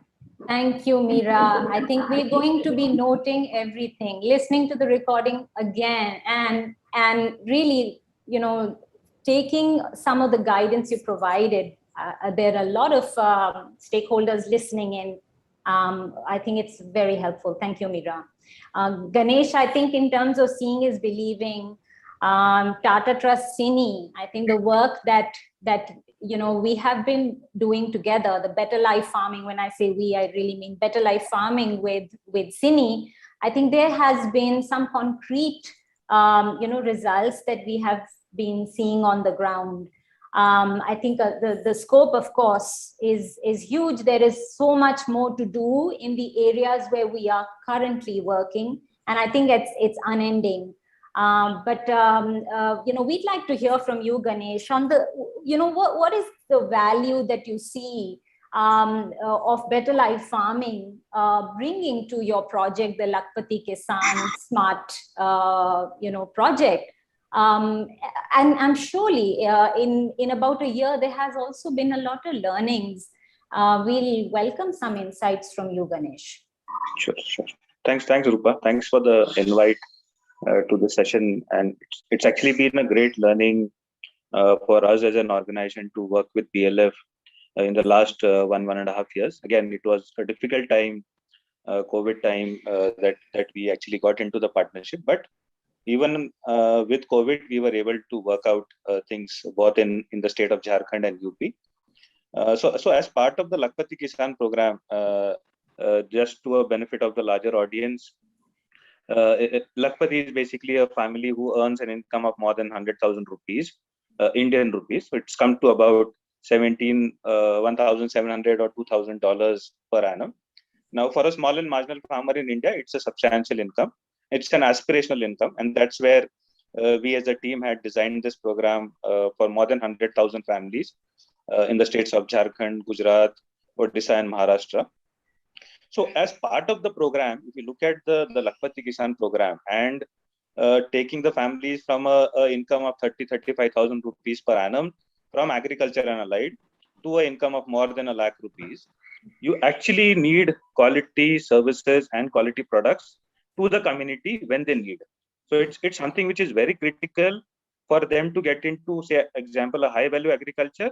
If they have to get into high value agriculture, you need to ensure quality seeds, quality services, fertilizers, and other pieces, along with looking at how soil health could be managed from a long-term perspective. I think that is where the Better Life Farming program plays an important role for us. For us as a team, which is implementing the program on ground, but along with the community institutions, and in this case, it's been mostly the women-led community institutions that we work with, for them to ensure that they get these quality services before the season starts is a very important support system which comes from BLF. So this partnership with BLF has ensured quality services, quality products, and much before the season that it can come, wherein the institution is able to then sell it to the larger community base at a certain incentive. Now the community is also ready to pay, and that's been a big learning for us, that the community pays for a quality service or a quality product if they see a benefit out of it. So that complete chain of linkage of saying, yes, there is a capacity to the end user, to the small and marginal farmer in this case, the quality services and products, and finally, when the quality services and products are provided, how are we also looking at the market support, to basically ensure the produce is also sold at a better price. I would not say every time it happens, but yes, that is also something that we looked at. And BLF plays an important role in that whole chain, which is mainly to look at the services and the products which come from different partners as part of the BLF platform. So for us as CINI, under the Lakhpati Kisan program, this has been an important element of how we create demand for quality services and products from the community side. And for that demand to be met, how do we get some good like-minded partners to come and work with us? We can't do everything. And that's where I suppose BLF comes as an important enabler for us to ensure that we reach that pathway of meeting aspirations of these small and marginal farmers. So for the last, I would say 1.5 years, both in UP and in Jharkhand, tribal scheduled caste communities, small land parcels, hardly 30-40 decimal land parcels that we could see in these geographies. It has been a good partnership. There are some learnings. Again, in such programs, there would be learnings which both, I suppose, BLF as well as CINI are together discussing on it on a regular basis to see how we can address them. And the final focus here is to see how we can empower the institutions for them to start negotiating with most of the stakeholders that they will engage in a long-term basis. So that's broadly how, Rupa, our learning has been with the Better Life Farming program. And it's, I suppose, a long journey for both of us to go. And in this journey, how do we also look at adding a few more partners relevant to our communities on the ground? So that's broadly what I would like to share. I think very, very accurate there on your guidance, Ganesh. It just really will help to broaden this partnership. It will bring value not only to the small holders, but also to the agri-entrepreneur, because, you know, at the end of the day, he has a business to do. And with that, I think, you know, a question for Andrew. You see, the World Bank significantly supports, nurtures agri-entrepreneurs.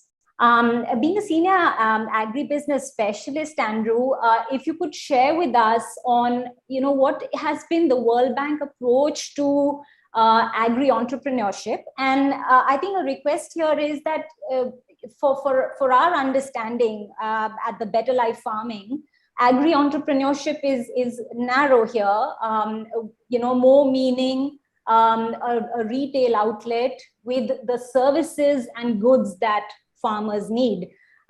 So with that background, Andrew, just like to understand on the support that the World Bank projects provide agri-entrepreneurs, and keen to know how private sector can then further bolster this effort.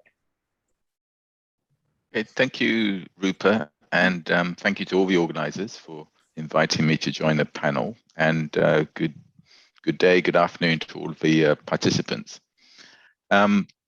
Firstly, just to sort of follow on from Mira, because you may be wondering why the World Bank is even engaged in this space. And what I'm talking about now is what we typically call the World Bank, and I'm not talking about the IFC. The IFC is our private sector arm.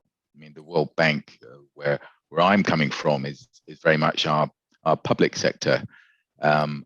So our main client is the government.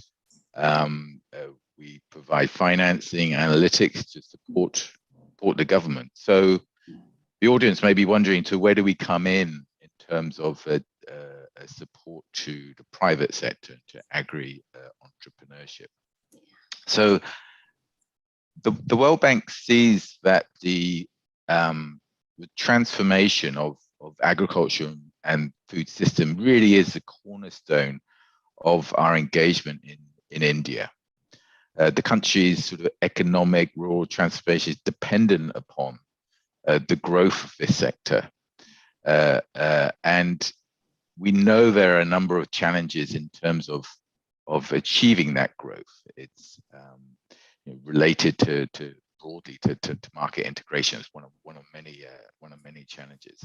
So what we want to see and how we support government is a sort of shift from a sort of production focused approach, focusing on select commodities, typically of low economic or environmental sustainability, and shifting that to a more diversified production structure with high value post-harvest supply chains, responding to commercial opportunities both within domestic and export markets. So, I think it's evident to everybody in this call that the sector is actually driven by the private sector. It's driven by the farmers themselves and by those private service providers within the sector, and therefore, to realize that vision of the development of the agricultural sector, we have to be working with agri-entrepreneurs. We have to be working with the private sector. It sort of goes without saying in a way. So this is where we come in. So the questions we sort of ask ourselves and in our engagements with government are these. I mean, firstly, what is the role of the public sector in terms of supporting agri-entrepreneurship? What are the policy and investment opportunities coming from the public side to create a conducive environment and to incentivize investments by the private sector? And how do we ensure that these activities, these investments by the private sector are actually beneficial to what we consider our primary target group, which is the smallholder sector?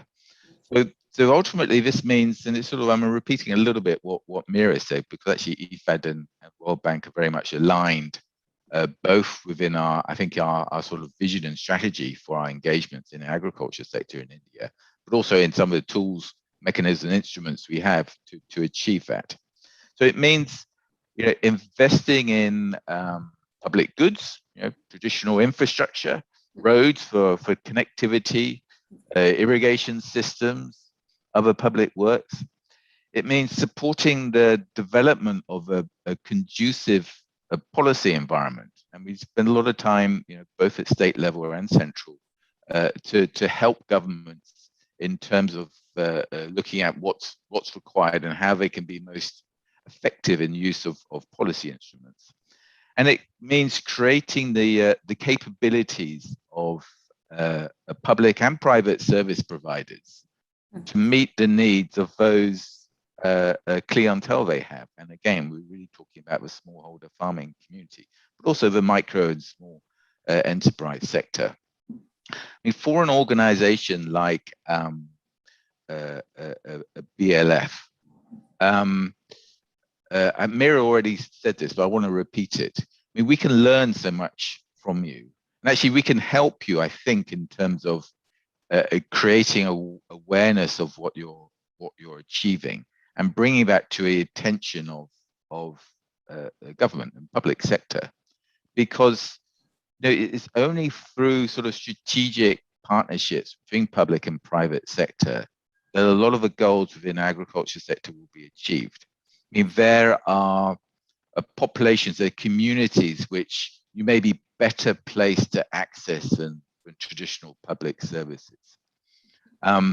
The range and scope of services which you provide may go beyond what's traditionally provided by the public sector.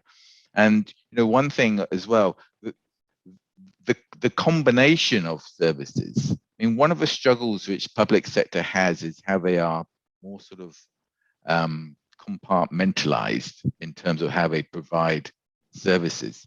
So the ability to sort of bring this together and provide a sort of almost like a one-stop shop is something where public sector may struggle to do this. So there, often the aims of government and an organization like BLF are actually closely aligned, and they're your partners, they're your allies, and really the World Bank provides some of the, I guess, the oil to help to get these collaborations in place, so we can all ultimately support the evolution of these robust agriculture systems, which are able to deliver ultimately good quality, safe, nutritious, environmentally sustainable products to the market. Let me stop there. Thank you, Andrew. I think yes, absolutely. As the Better Life Farming Alliance broadens, its partners and the offerings and services, these are really some of the last mile requirements of a smallholder that we will be keeping in mind and enriching it. But I think, Andrew, the devil sometimes is in the detail. And we're hoping, some part of our session, we try and also discuss some of those challenges that are faced at the last mile. In particular, of nurturing, first of all, identifying and then nurturing the agri-entrepreneurs, making them sustainable businesses. Nobody better, I think, will be able to address this than Rohit Mani, you yourself. We just like to get your views here, Rohit, on what are the type of challenges that Better Life Farming Alliance has so far seen, and that the agri-entrepreneur faces, as he comes or she comes in touch with a prospective business person, comes in touch with Better Life Farming. Some thoughts there will be appreciated, Rohit. Thank you. Sure, Rupa. And before I start, I would like to thank Meera, Ganesh, and Andrew for the comments they have made on Better Life Farming Alliance and the partnership which they have extended till date. So, Rupa, we today have more than 800 BLF centers in India and Bangladesh, and that means 800 agri-entrepreneurs. Yeah. So, to come to this number, I can vouch on this, that team must have contacted thousands of individuals, men and women in the rural markets. And as you can imagine, this identifying, training, and onboarding AEs in a rural setting, and mostly in a low access areas, is a challenging process. And there are a lot of challenges towards that.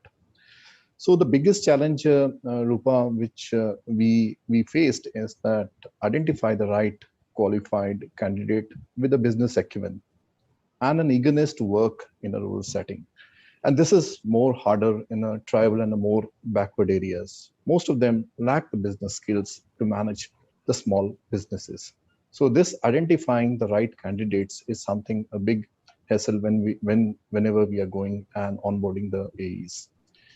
Second biggest challenge is onto the seed funding for the business.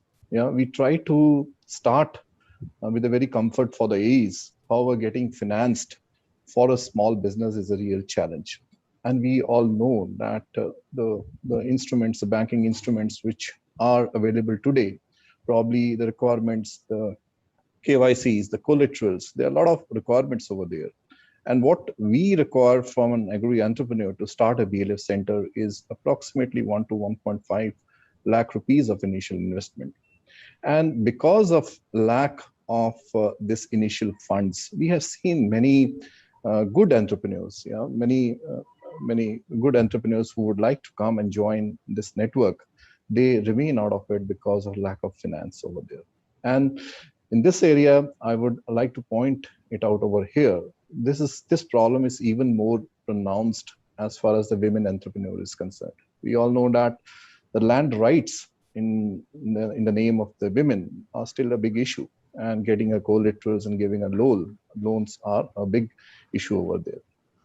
So thirdly, I would say that building capacities and training, mentoring agri entrepreneurs to ensure that they sustain their business progress. It's not only starting a center for them and then going away. Yeah, we have to show them a sustainable business. That progress has to be made over there, and that requires a lot of capacity building, a lot of training, a lot of mentoring over there. And IFC is supporting us over there. Team Harsh, Suparna, Jyoti, they all are very cooperative in terms of bringing this program farming as a business for the entrepreneurs over there. And that's what we are doing today. But that still remains as a big challenge in terms of training and mentoring AEs for the sustainable business progress. Fourth, I would say, is a more of a operational challenge, Rupa, wherein procuring licenses, paperwork for the candidates, initial hand-holding. I would say the biggest confidence building of the entrepreneurs to deal with the farmers, it requires a lot of initial hand-holding. So that also remains a big challenge, Rupa, over there. But I would say that saying so, the challenges, but I would also say that there are two speeds. Today morning, we heard one of the very progressive agri entrepreneur, Ravish, who spoke into this sustainability section. He comes with an engineering background. So there is one more speed which is coming up, is a whole lot of people with the post graduation degrees, with the BTech degrees, who belong to the rural areas. They want to come out and set up this kind of incentives. So I mean, say, on one side, the people from a rural background who have an education in rural areas, the capacity building is an issue still over there. But on the other side, people who come with a very good education in the urban cities, they are setting up centers in the rural corner, and we have more than, I think, 10 to 15 centers who have been opened by the people coming with this kind of backgrounds. And these people, this second speed which I'm talking about, they are creating a real example for the other entrepreneurs to follow the same process. So this was onto the challenges of the agri entrepreneurs, Rupa, and to also answer to our expectations from the IFIs. We understand that they are working to build the self-help groups and cadres of village-based resource persons. We would really like to work with them as a development and along with the development partners to identify the potentials over there and build them further for the agri entrepreneurship. So that's one area we would like to work with those self-help groups and with the village-based resource person. In second area, we are keen to understand that how some of the development partners are supporting in terms of agri entrepreneur financing. And that's an area which is a big challenge already over there. And we can work with the AEs to make a robust business plan for them. And obviously, they will have a backing of the complete alliance to prepare a good plan, and then they can get finances over there. And third area where we'd like to partner is onto capacity building of the AEs, join hands with the development partners with the different projects or the different capacity building programs which the development agencies have, we would like to partner with them. So this is from my side, Rupa. Thank you, Rohit. I think there's just some very key areas that you've outlined where collaboration could be explored with the development community. I just want to be mindful of the time. Elzandi, if you could kindly let us know, we'd like to just cover some of the, points around farmer collectives and perhaps go to question answers if you could just guide us. Rupa, we have an additional 5 minutes, so you can certainly cover the questions. We're good. Thank you very much. Okay. Rohit, I think, we've touched upon the agri-entrepreneur bit, in terms of individuals, local youths who can drive this. One of the other ways of working with smallholders that I think everybody here in this panel recognizes is the farmer collectives and the strength that the farmer producer organizations offer. I just wanted to maybe point this question to Andrew.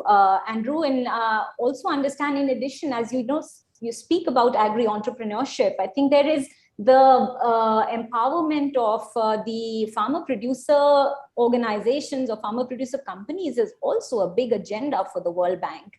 If you could outline a bit on how the World Bank is and it's under its projects working towards this effort, that would, I think, be very insightful. Okay, thanks, Rupa. So yeah, I agree. I mean, farm producer organizations can play an important role in increasing the efficiency of value chains, benefiting not only the members of that group, but actually benefiting the entire market. So they can play an important role. They often do play an important role.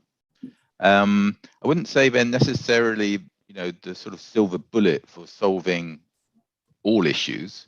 And I think we have to be pragmatic in terms of our expectations for these organizations, because often the theory and the concept of a farmer producer organization is easier to conceive than it is in actually putting it together. These are challenging organizations to get off the ground, to make them functional and to make them sustainable. But when they do work, they can be very transformative. So in a number of our projects in India and indeed globally, we support producer organizations, and we support them in a number of ways. I mean, firstly, you have to have the enabling environment. Sometimes this is around, what are the legal options for registering these groups, whether it's cooperatives or as companies. And in some countries, this is a bit sort of vague, and we need to sort of tighten the regulation around groups. And when that's in place, of course, then you have to go through the process of understanding within a particular geography for a particular crop type, whether this is actually an appropriate solution to some of the challenges that farmers may face. So then we do support through the projects the establishment of these groups. This can include all sorts of types of support. For instance, the sort of plumbing of the organizations, how they create their own constitutions, how they develop their member base, staffing, the whole business practices, how we then support the capacity for business skills, for leadership skills. And then on the operational side, supporting these organizations in terms of making market linkages, providing services for their activities. And also, oftentimes, governments which recognize the value of these organizations are willing to put in some capital to actually support investments by those organizations to help them to become functional. So it's actually a menu or a sort of package of potential support that we often provide to FPOs. And again, I mean, I said it a little bit before. I mean, I think the objectives of the Better Life Farming Alliance is actually very well aligned to the vast majority of FPOs. I mean, both seek to improve market efficiencies, benefit smallholding farmer community, improve access to input-output markets, and ultimately provide those services to farming communities. So, as I said, I think our approach needs to be pragmatic. It needs to be based on a solid diagnostic of the needs within a community. But yes, these groups can be very powerful in driving transformation and can be a good partner, I believe, for an organization such as BLF. Over. Thank you, Andrew. I think in the interest of time, I'd just like to go to Meera and then to you, Ganesh, with some thoughts on farmer collectives. And I do know, Meera, that IFAD has still more informal federations, as you call them, the CMRCs in Maharashtra that have been set up. A couple of thoughts on how even these informal federations, which are not registered as farmer producer companies, can also be as effective. Meera, some thoughts there.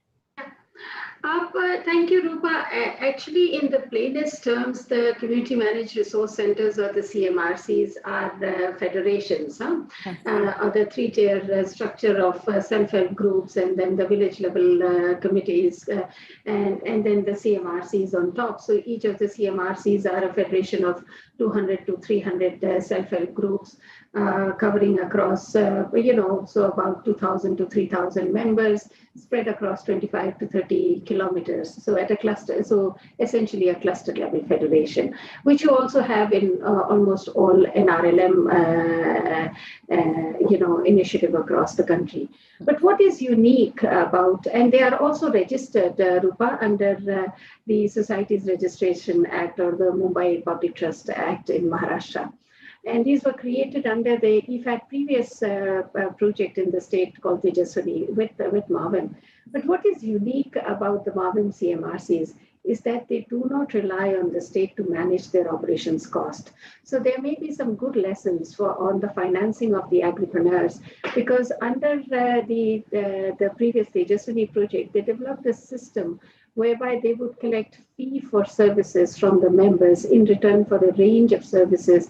The primary set of services was, mobilizing bank linkage and convergence financing, as well as helping in livelihood planning and maintaining the quality of self-help group. All of this, in return for that, they charged a certain fee. Also got some kind of, overhead from the bank loan.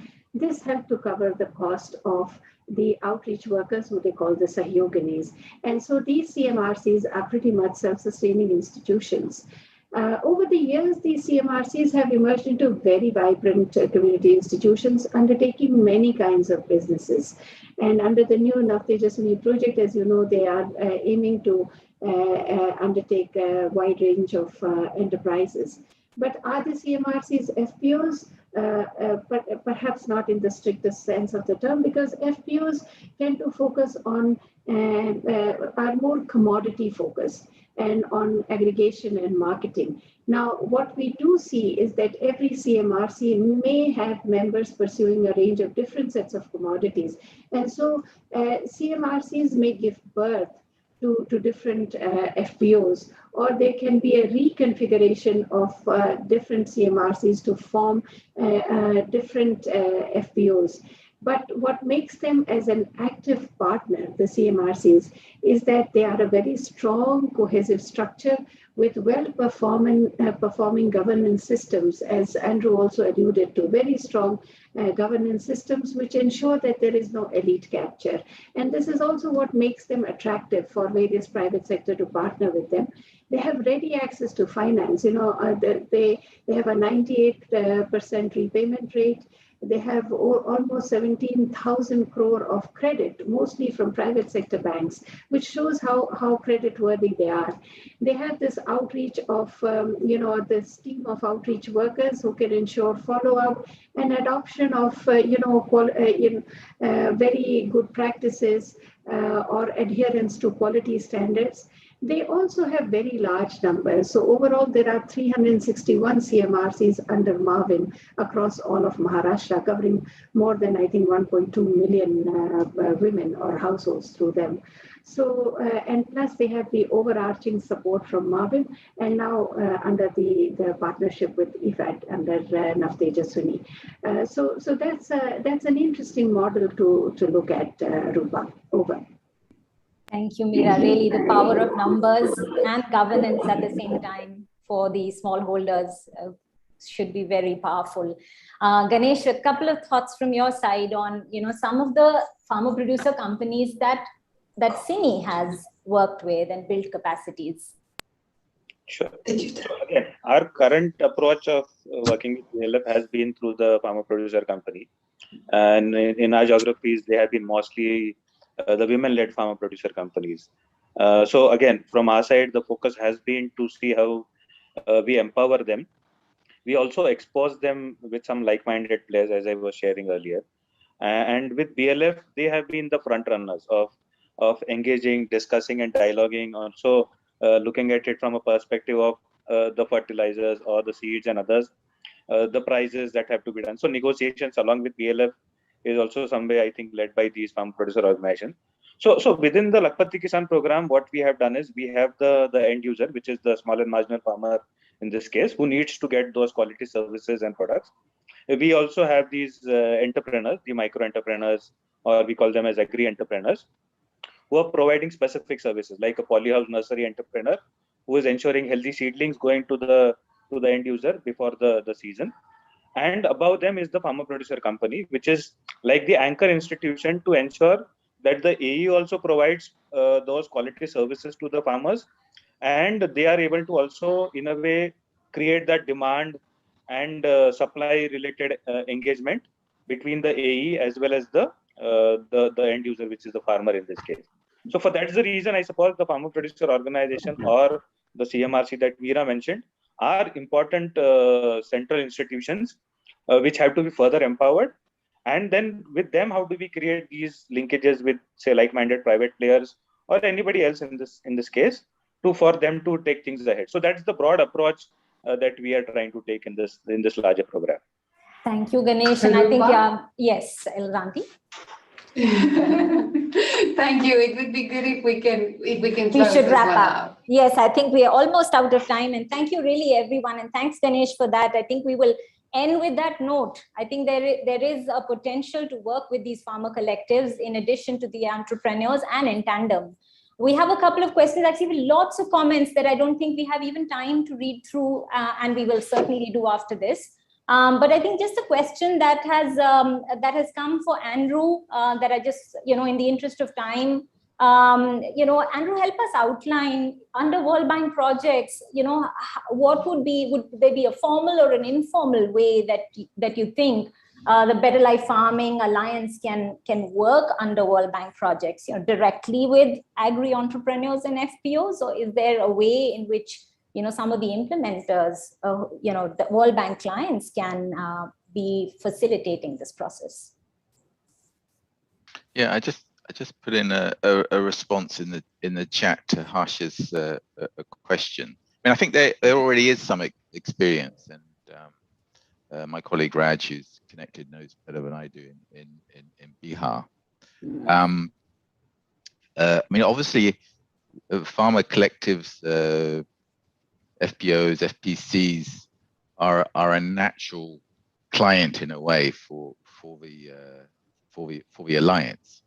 But the question is whether you can do more than just have them in a sort of client relationship, and whether you can actually enter into more strategic partnerships with the FPOs to support their access to services, whether you can actually use the FPOs as a mechanism or as a an alternative model to make these links with your partners.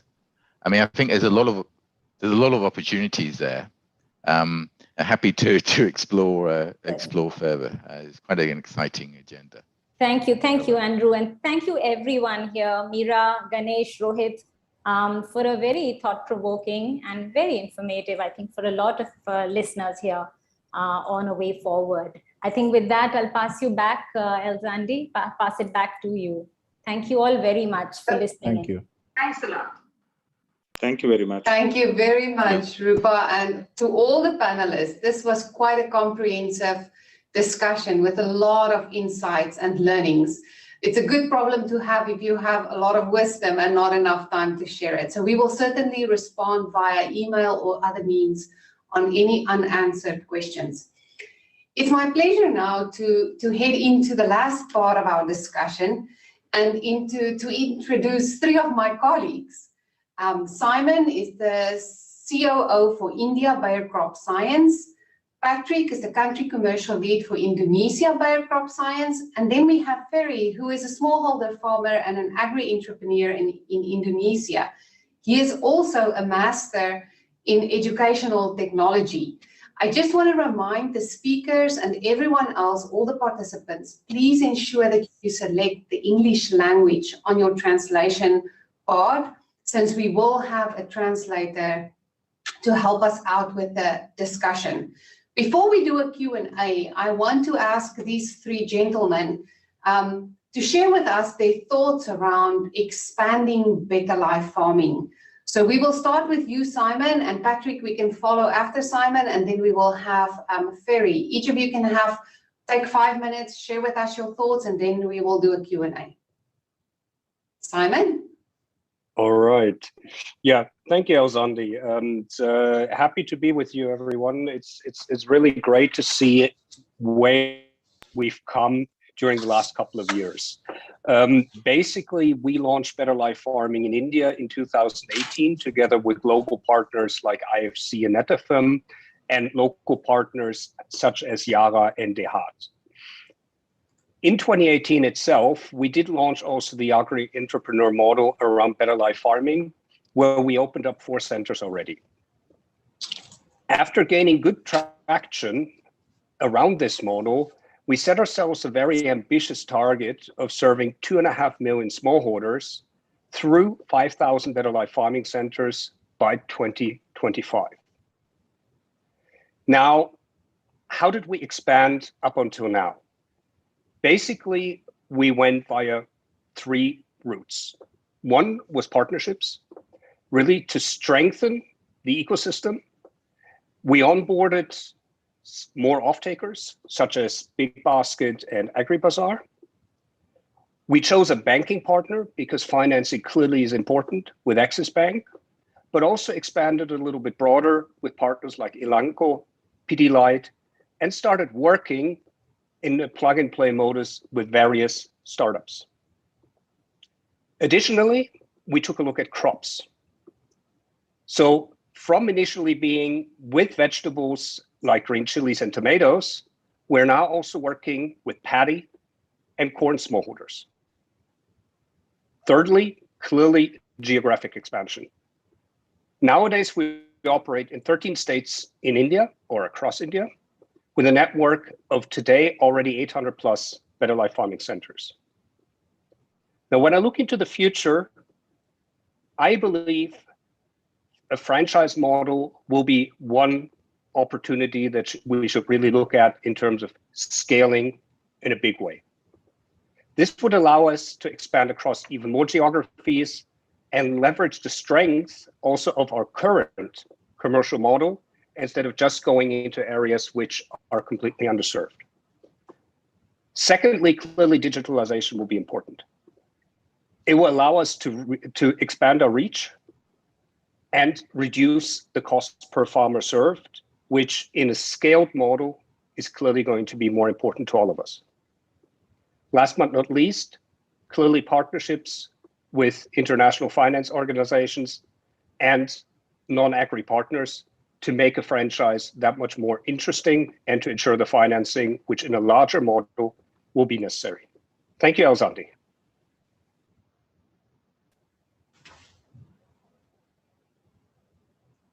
Patrick, over to you.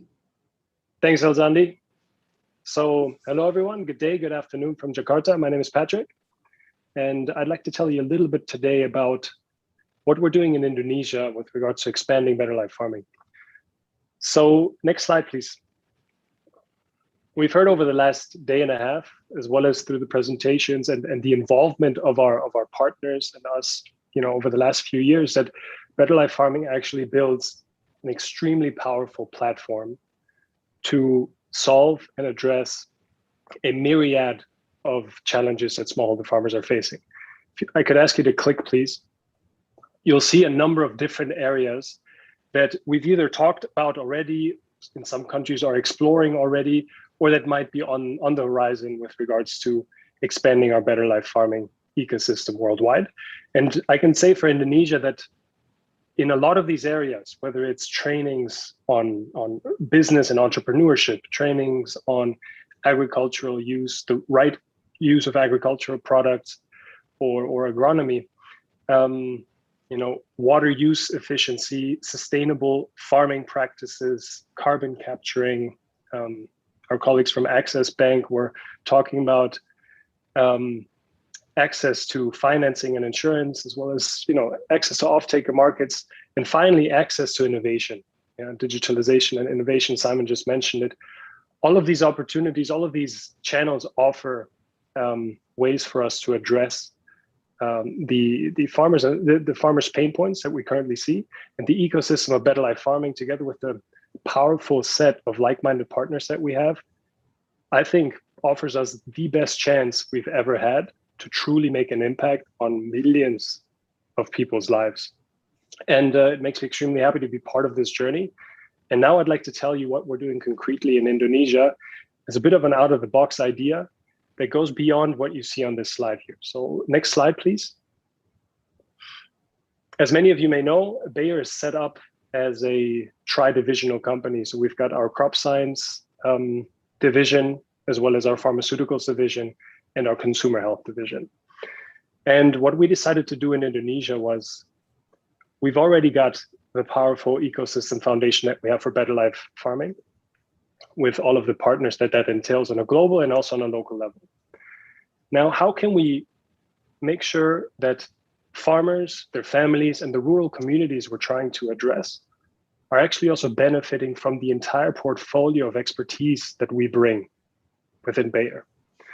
So we decided to, in line with our global vision of tackling health for all and hunger for none, take a tri-divisional approach at addressing farmers, their families, and the rural communities' pain points, such as ones that we've mentioned various times before today.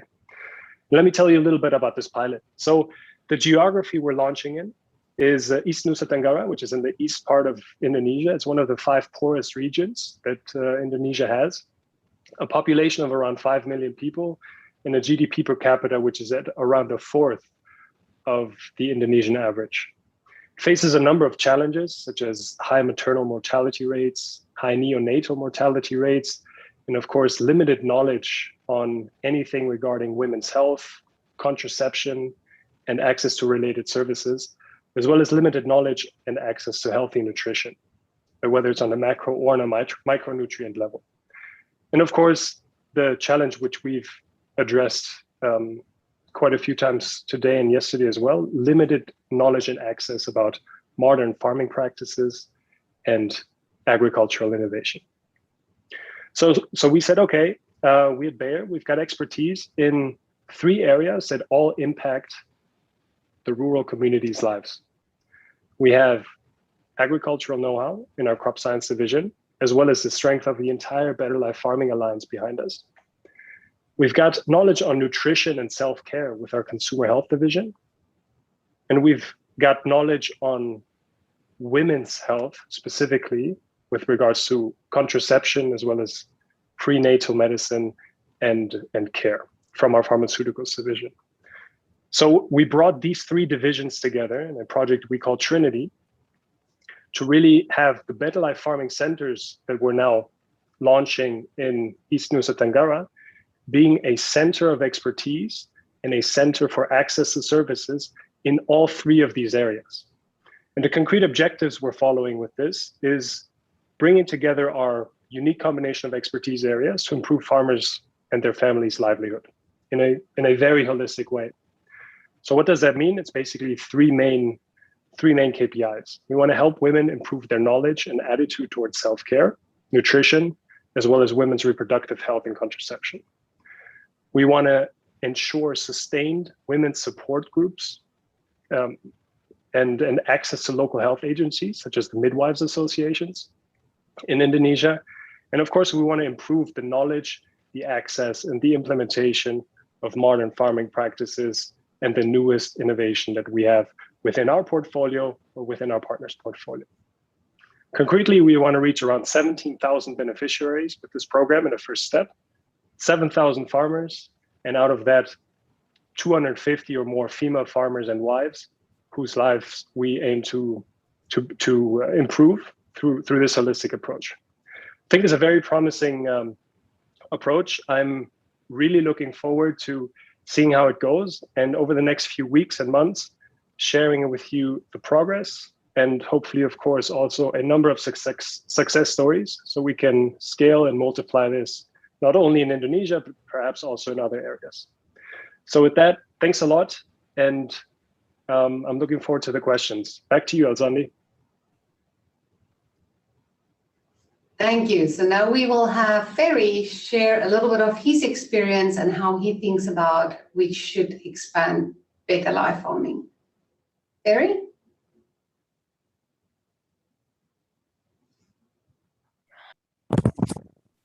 Ya, terima kasih untuk kesempatan yang diberikan. Thank you so much for the opportunity being given to me.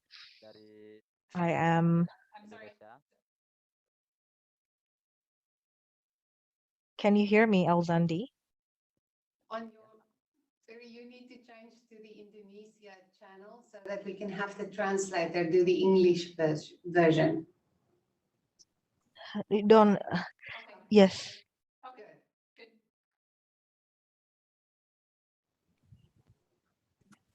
Terima kasih. Thank you so much for the opportunity being given to me. Related to better life farming, the impact that I feel personally is that there are some aspects to this impact. The first aspect is that the farmers are more educated in terms of modern technology in farming, about the use of safe pesticide or modern pesticide. And as the persons in charge for Better Life Farming Center, I think there is an increase in the sales of pesticide, and we also get the chance to use a modern technology like drones.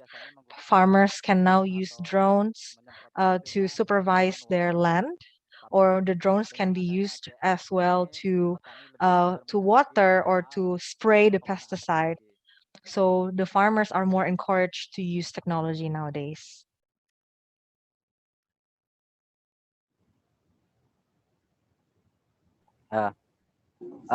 Thank you so much, Ferry. So I'm going to switch it over, and I'm going to actually start with a question for you, Ferry. And it's thinking about what Patrick said around what we're doing in Indonesia. We would really like to get your thoughts around the potential of expanding better life farming beyond just agriculture.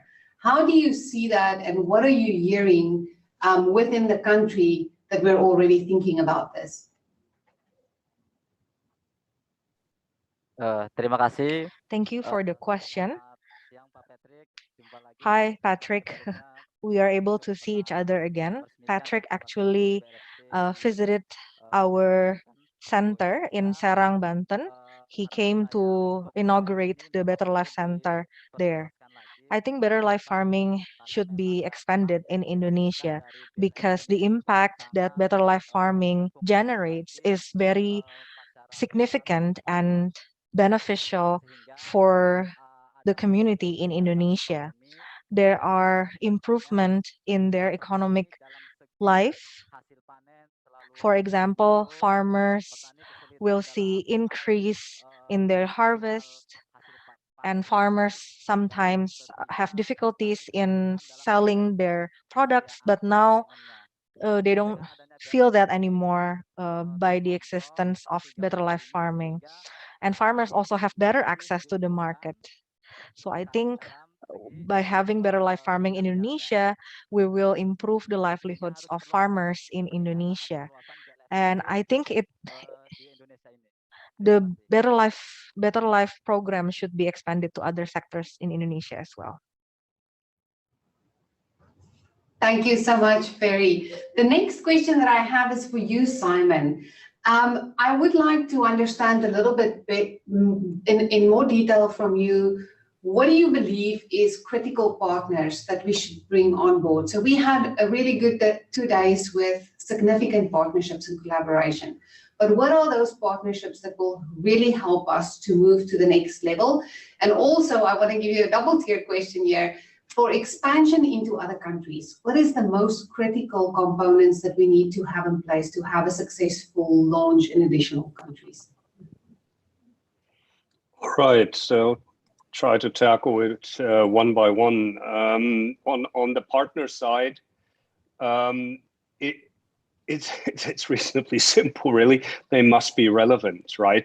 I think it is absolutely essential to see this as an upliftment of rural societies. So ideally, the partners should be feeding into the trends that we might be seeing in the countries. And if I look at India, for me, it's basically 3 major trends.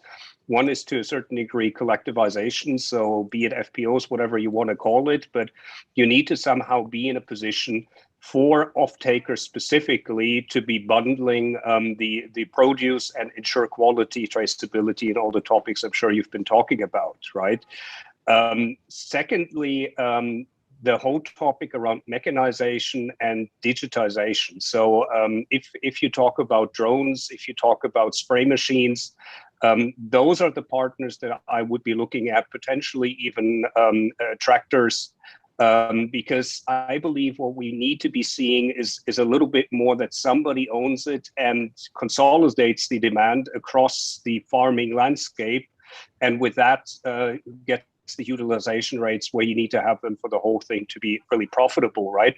And the third one is around sustainability, right? And if we look at be it water, fertilizer, we partly have the partners on board, but I think there is other aspects that are really going to be important. As I say, is it around traceability?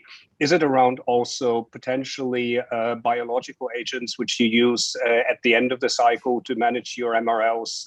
Is it partly also cold storage, so you can basically allow the farmers to have a little bit more of the opportunity of putting it in store and selling it, not just when it's fresh off of the field, but literally when the demand is there. So that's a little bit where I would go when looking at the partnerships that they feed into this. On the going into further countries, I think it is important to see what we were successful and where would we potentially also have had failures in the existing ecosystem. So probably look at India and try to understand what really did work and try to understand whether that is a similar environment you're going into in another country. To my mind, as I said before, franchising is a topic that is really attractive to me because you're starting to talk also about standardization. And when you're talking a lot of better life farming centers opening up, there is a question of how do you keep up the standards? How do you ensure that they really fit the bill? How do you ensure that the partners that are there do make sense and can be scaled in the whole system? And so therefore, I would say the moment we have good SOPs in place, we have a good understanding how it works in one country, we can really start then trying to almost copy paste into the next countries to strengthen the system. Thank you, Simon. I'm going to switch over to Patrick. Patrick, if we think about the progress that we're making, it's critical that we have the right KPIs in place. So what, in your view, is the most important KPIs that we need to have in place, and how do we effectively measure success? What does success look like? Sure. Thanks, Elzandi. So you're right. Without KPIs, it's basically not worth doing any of this, because we wouldn't be able to measure our progress. I think, one thing is, of course, in the beginning, reach. How many farmers' lives are we actually touching, which is relatively easy to track. But that's all around quantity, right? So if we talk about how do we get a quality KPI into this system, you start talking about, okay, what are the concrete yield improvements you're obtaining on the smallholder's farm? What is the concrete financial benefit in the end of the day that farmers are able to achieve with the various off-takers? And that gets a little bit more difficult to track, especially as you expand very broadly in a market like Indonesia that is extremely fragmented, not only from a customer base perspective, but even geographically.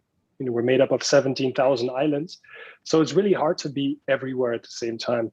This is where a model such as Simon just mentioned with regards to franchising could be very attractive, because the more standardized your KPIs and your KPI tracking is, the easier it will be to see when you're moving in the right direction and when not. Thank you so much, Patrick. I want to really thank all three of you for your participation in this afternoon. It's always great to learn from the people that touch and experience it firsthand. And your teams is obviously the people that works with our effort frontline. So thank you for your time. It's much appreciated. Thank you. So thank you, Elzandi. Thank you, guys. So that brings us to the end of a very full, rich two-day meeting. I do want to take the opportunity to remind everyone to please share the YouTube recording link with your organizations and anyone in your network. We really need advocates to ensure that we raise the stakeholders and that we can ensure that we have a strong community that can drive success. Lastly, it's my pleasure to introduce Lino Diaz. Lino is the Vice President for Smallholder Farming at Bayer Crop Sciences. And I will ask Lino to close out our very first Better Life Farming All Partners meeting. Lino? Thanks, Elzandi, and what an excitement it has been, and an incredible experience to do for the first time the All Partners event. And we'll listen from all of you how often and how should we repeat this experience. I think after these 2 days, there is no question about the role of smallholder farmers in ensuring resilient food systems. It has been the tonality across the sessions. We heard about how we are recognizing the need to work together. So that would probably the learning from everybody on the need to work together, but differently from many other initiatives around the world addressing smallholders, we are also able to listen to the partners about enjoying the benefits of working together. So we do have good results to share. We are enjoying, and this model allowing us reaching the last mile of touching smallholders and allowing profitable businesses together with smallholders and the value chain partners. So we listened about access to technology and inputs, market linkages, transparency, financial solutions, but we also listened to sustainability, the need to have higher sustainability standards, best agricultural practices, to have a very clear role on improving water usage, on climate change solutions, but also gender, how important it is to address the gender gap and opportunities that are also there from the business point of view. Then we had sessions on financial inclusion and the opportunities again that this brings, but the challenges that come together, especially on the side of the education and literacy level, that we also need to overcome in order to make these opportunities an opportunity to realize them. The role of the private sector has also been pointed out several times, and we need to think about one thing: the most important private sector partner in all this is the farmer. So farmers are the private companies themselves, and there are no resilient food systems in the world without resilient farmers. So the farmers need to be at the center of everything we do.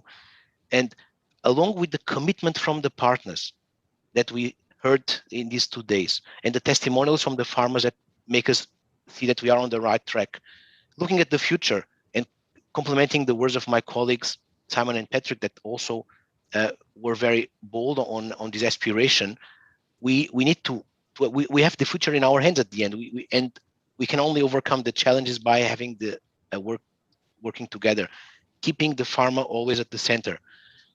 We increasing women inclusion, increasing our demands for sustainability standards, increasing partnerships in the number of partners, bringing the alliance to other countries, to Africa, to Latin America, and going beyond farming. So that those are all dimensions of focus in the future.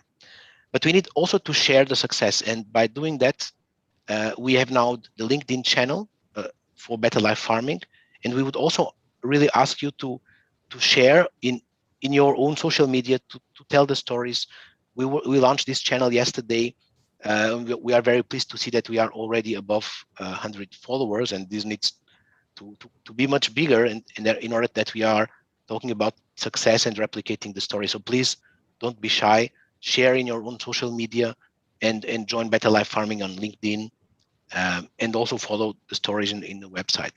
So before closing, I would like really to thank all the farmers that were so courageous and joined us and sharing their stories and making us believe that we are making the real impact, because it's their voice that counts the most. Thanking also all the agri-entrepreneurs that were here and all partners, global and local, showing their commitment, making Better Life Farming a story from all of us.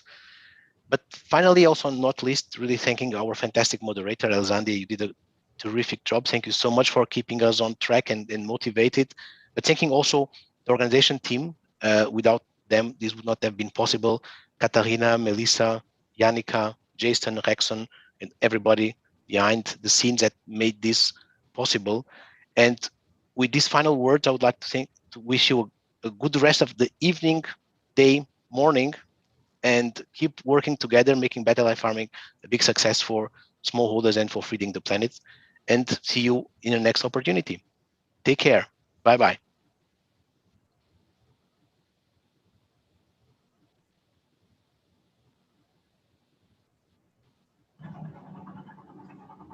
Thank you so much, everyone. Take care.